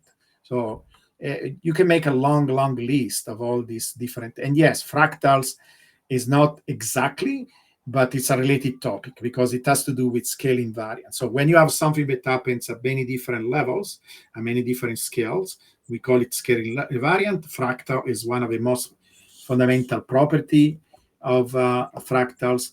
Power laws are also scale invariant. In fact, power law is the only function that is scale invariant. There are no other functions. Like if you have write an equation in closed form where you have to use squares and sine, etc., you cannot find any other function that is scale invariant. Only power laws. So they are very special functions. And so same thing, parallels between decentralized system, Bitcoin, and distributed system in astrophysics, such galaxy cluster. Yeah, this is actually something that it's more in the uh, field of Stephen, because he actually has many different graphs where he shows this, right? Mhm. He had like a different graph showing the different scaling properties of astrophysics phenomena. Yeah. Um, well, for galaxy clusters, there are power laws in like the distribution of the masses of galaxies within clusters. It's complicated by the gravitational field being dominated by the dark matter. Um, we also see, rich galaxy clusters have emission, uh, thermal emission in the X-rays. They have high temperatures because of the depth of the gravitational well of all of the galaxies and the dark matter within the clusters. And that temperature, radiates a luminosity that goes as the fourth power because it's thermal, just as, Gio mentioned. I think the parallel in the decentralization, I'm not sure. I need to think about this more. The cosmic background radiation is extremely uniform. And so there, what we see is a power law for the distribution of the tiny, tiny density fluctuations, which are only 1 part in 100,000 that we see. So all of the structure that's emerged started from fluctuations that were only 10 parts in a million when the universe was only 400,000 years old, and that cosmic background radiation was was released. But the distribution of the scale also follows a power law. It's Yeah. really, really And, tight. and, the reason why, Minus 0.97 or yeah, 0.98. Yeah. see, and the reason is because the scales that survives the different clustering and organizations that you see at different levels.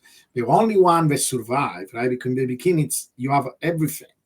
Uh, are the ones that can fit this scaling behavior, right? It's Mhm. it's kind of almost, it's probably also associated with principle of conservation of energy, least um, the least least effort, optimization in because a system tends to optimize their energy distribution, right? So power laws are associated with all this phenomena. It's a question of survival, right? So only certain, like when you work a certain scale, there will be certain forces and certain um, push and pulls that determine what is the size of whatever structure you're looking at that is the most survivable of that particular scale, given that particular level of energy or time, reactions to phenomena, whatever. And this is why you see different things working at different scales, like the relevant scales for galactic distances are galaxies, because that is are the more stable structures, you know. And when you work at small scales, you will see smaller things like atoms or cells, and etc., etc. That is the proper scale for that particular type of forces that are interacting at that distances and that time scales. So it's something that is not that is selected a priori. It's a process. They come up in processes that over time create the most stable structures. Yeah. And one thing I would say in that vein is, and this does kind of get to the decentralization and distribution and so forth, is as these galaxy cluster form, first from these tiny, tiny density fluctuations, which, however, are self-gravitating. Their density is just above the critical density of the universe. So the overall universe expands. These slightly overdense are just enough the critical value that they can collapse, and then they can form stars and galaxies within. And we're now learning very early on, even within the first 300 million years, galaxy formation is now being seen with James Webb. But those systems undergo a relaxation process. And there's a lot of different physics involved. But over time, and this is a kind of an interesting analogy just coming to mind, over time, the cores get more compact. So the most massive galaxies, the giant ellipticals, collapse towards the core. And the outer layers of the cluster can kind of puff up, and it may even lose some galaxies, to the extragalactic medium. But they go through this dynamical relaxation process as they collapse, and then they have to cool. So in order to form galaxies, it has to be a lot of radiation.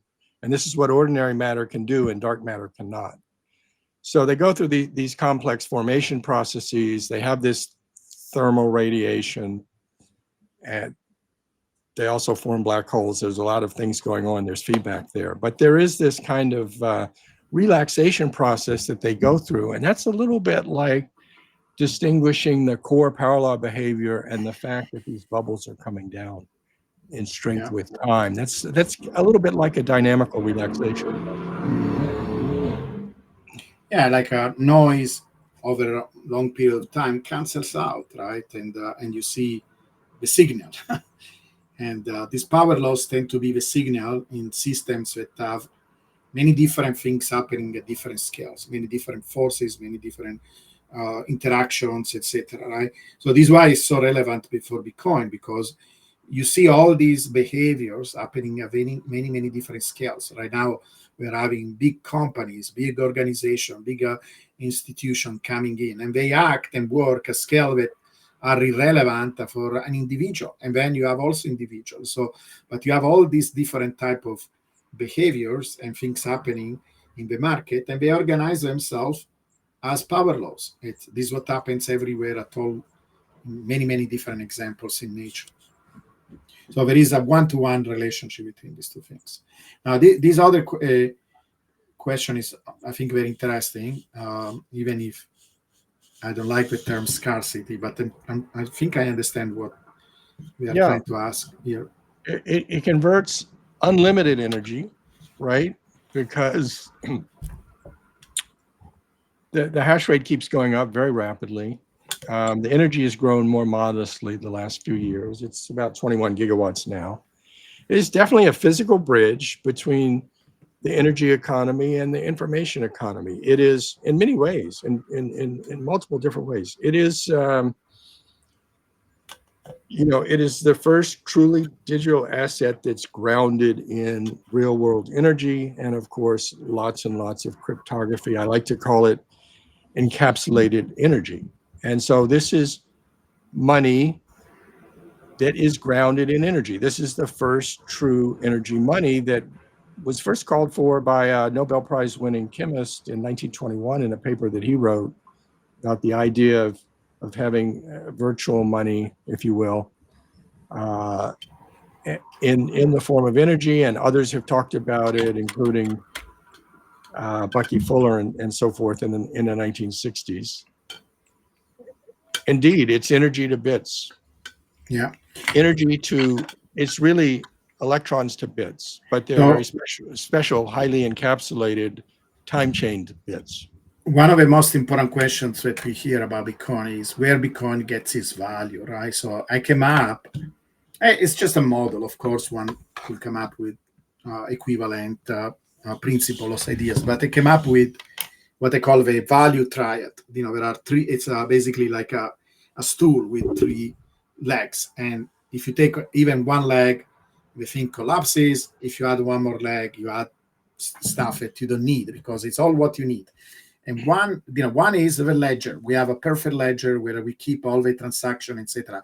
Per se, that thing is already incredibly valuable because imagine when we started to do accounting, double entry accounting, that is considered one of the most incredible breakthrough in the history of finance. And Bitcoin is doing it, is doing that and better, right? So it's actually, you can call it even kind of almost triple entry accounting. So we have a fantastic ledger that is immutable, it cannot be changed, and so on. That is one of the legs. The other leg is a social network, right? Because all the property of Bitcoin, all this beautiful property, the fact that it continues to grow, that it has a non-linear response between price and addresses are all network properties. And the third one, I always say, it's the mining network, that is a separate network, that is the link between this relatively concept, kind of abstract concept that we just mentioned and physical reality. It's really what grounds Bitcoin to physical reality, that proof of work. It's incredible because introduces all these limitations that are, you will think that are limitation, but actually it's good to have limitation because it creates something physical and real in terms of computations, in terms of how much energy we use. So anytime that somebody says, "Oh, Bitcoin has no physical value," there is no what is backed by? Well, it's backed by energy. It's backed by all these incredible quantity of energy that is necessary to run the system, and uh, it's not like a liability. It's actually uh, an asset. It's a good thing that there is a physical um, value that is associated with Bitcoin. Because when people associate physical value to gold, for example, right? What do they think? Oh, it's heavy. That is an ancient. It's actually an analog um, approximation of what the ideal money should be, because energy is much better, right? First of all, matter and energy are related to each other. Uh, so one could even calculate the weight, the physical weight from energy or whatever, but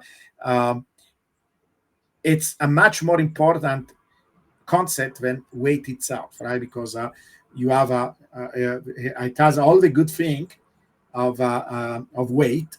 For example, it's you cannot you cannot create energy from nothing, right? You need to have some process to transform energy from one form to another form, and it costs money to do that.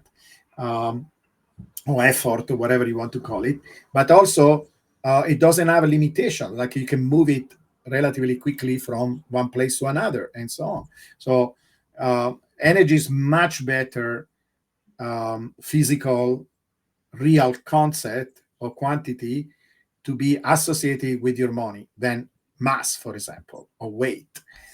So I always say the gold, it's an instead of Bitcoin being uh, a digital gold, is more the other way around, that the gold is a proxy, it's an analog proxy for Bitcoin, that is the ideal money. It's the best they could do until we had a digital way of expressing money, of creating money. But yeah, it needs to be linked. You need to have some kind of a bridge to reality. And then once you have that, it's natural that you have a bridge between what we call economy, right? All the companies that deal with the energy, create energy. The fact that a lot of electrical company are actually interested in working with mining company because they offer, beside, they have a lot of useful aspects. For example, you can bring energy, electrical energy to rural places because the mining company can make some kind of agreement, arrangement, where we get cheap electricity, but they give some of electricity they buy free to the population. You can stabilize the grid. There are a lot of interesting synergies that in fact they could be perfect topics for our institute to study, and create like maybe prizes for people to explore and whatever. So there is a lot of interesting topics there. Do you want to add anything No, to I this? would just say those three legs of the stool um, are exactly the three things that fiat currency is not, right? It's none of those things. And the other thing is that they're intertwined. These three legs are like intertwined in the overall Nakamoto consensus protocol. And it's because you have proof of work and because you have peer to peer that has no bank or government involved that the adoption network grew. The adoption came about because having it created privately with no government involved and having it's tied to real value of the electricity input and the value associated with the computers implementing the cryptography, the hashing.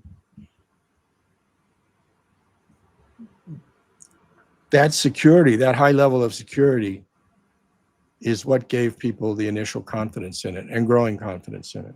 And that's why the network has grown, I Right. would And this argue. is a big misconception because, in fact, I'm going to write a bunch of essay. It's a lot of work, and this is why also we need an institute, because as time passes by, eventually we will have like a library of articles, etc., that people can read, because these are very interesting fundamental topic. And if Bitcoin is a point of reference in your life, you really want to explore this topic. You really want to understand it. You don't want to rely on fake models or you know weak ideas, etc. You want to make these as rigorous and as profound as possible, right?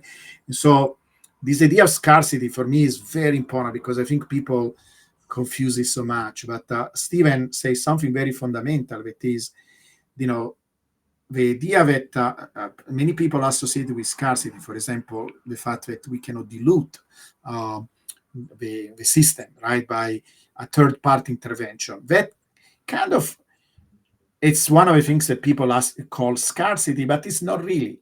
And so, yes, the fact that we have a finite amount of coin that is part of the first leg, the perfect ledger, It's part of a value proposition. Absolutely. Nobody is going to deny that ever. But the word scarcity is not really the right scarcity to describe that properly. Something much better and more profound, much more profound. Bitcoin, in a certain sense, doesn't need scarcity as understood by most people. It's some other property that the word scarcity doesn't describe properly.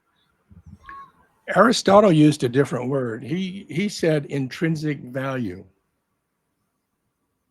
Yeah, I like that word better. Bitcoin has intrinsic value because of the nature of the process by which it is created. Yeah, If you had an algorithm that increased the supply gradually, it would still have a lot of value, right?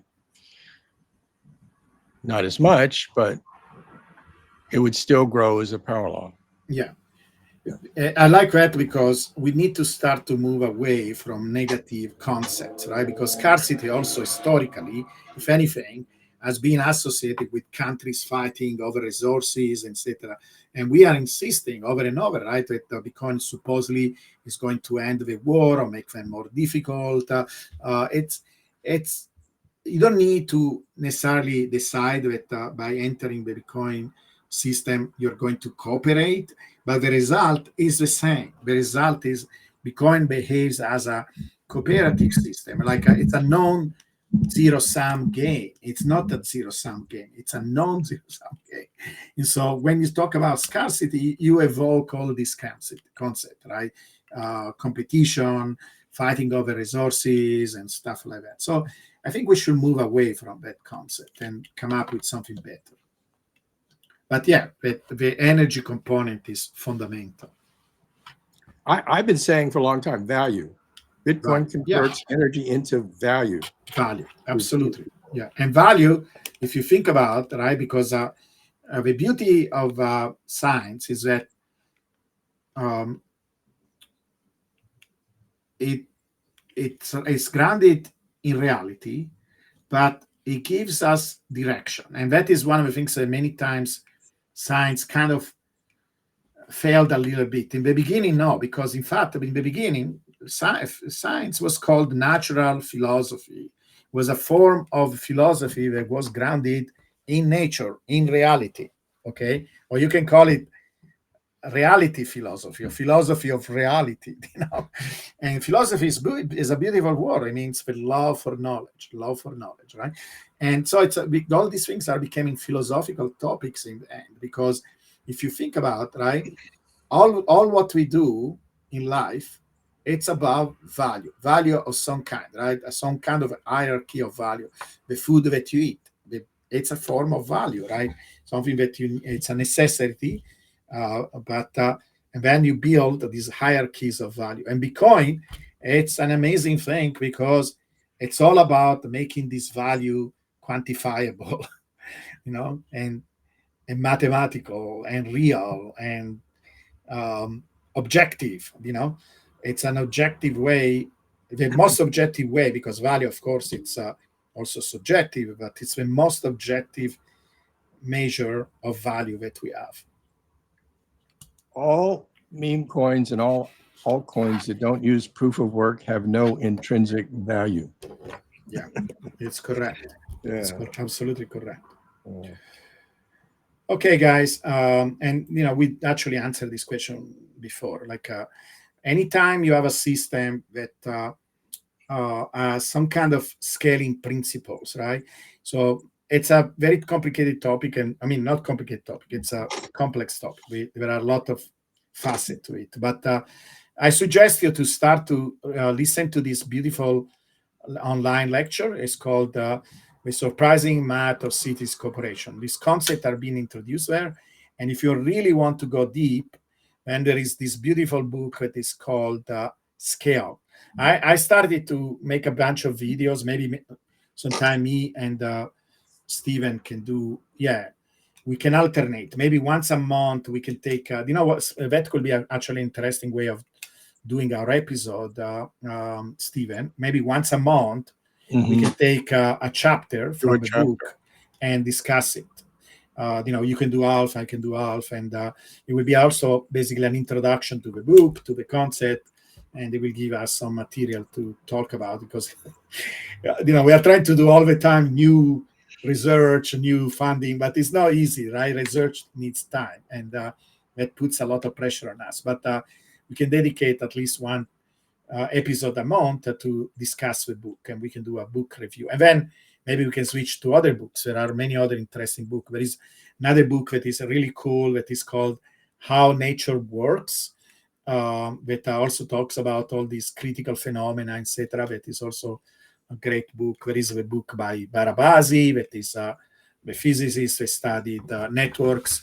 I have it here. I can take books from my library. Where is it? Here, this book.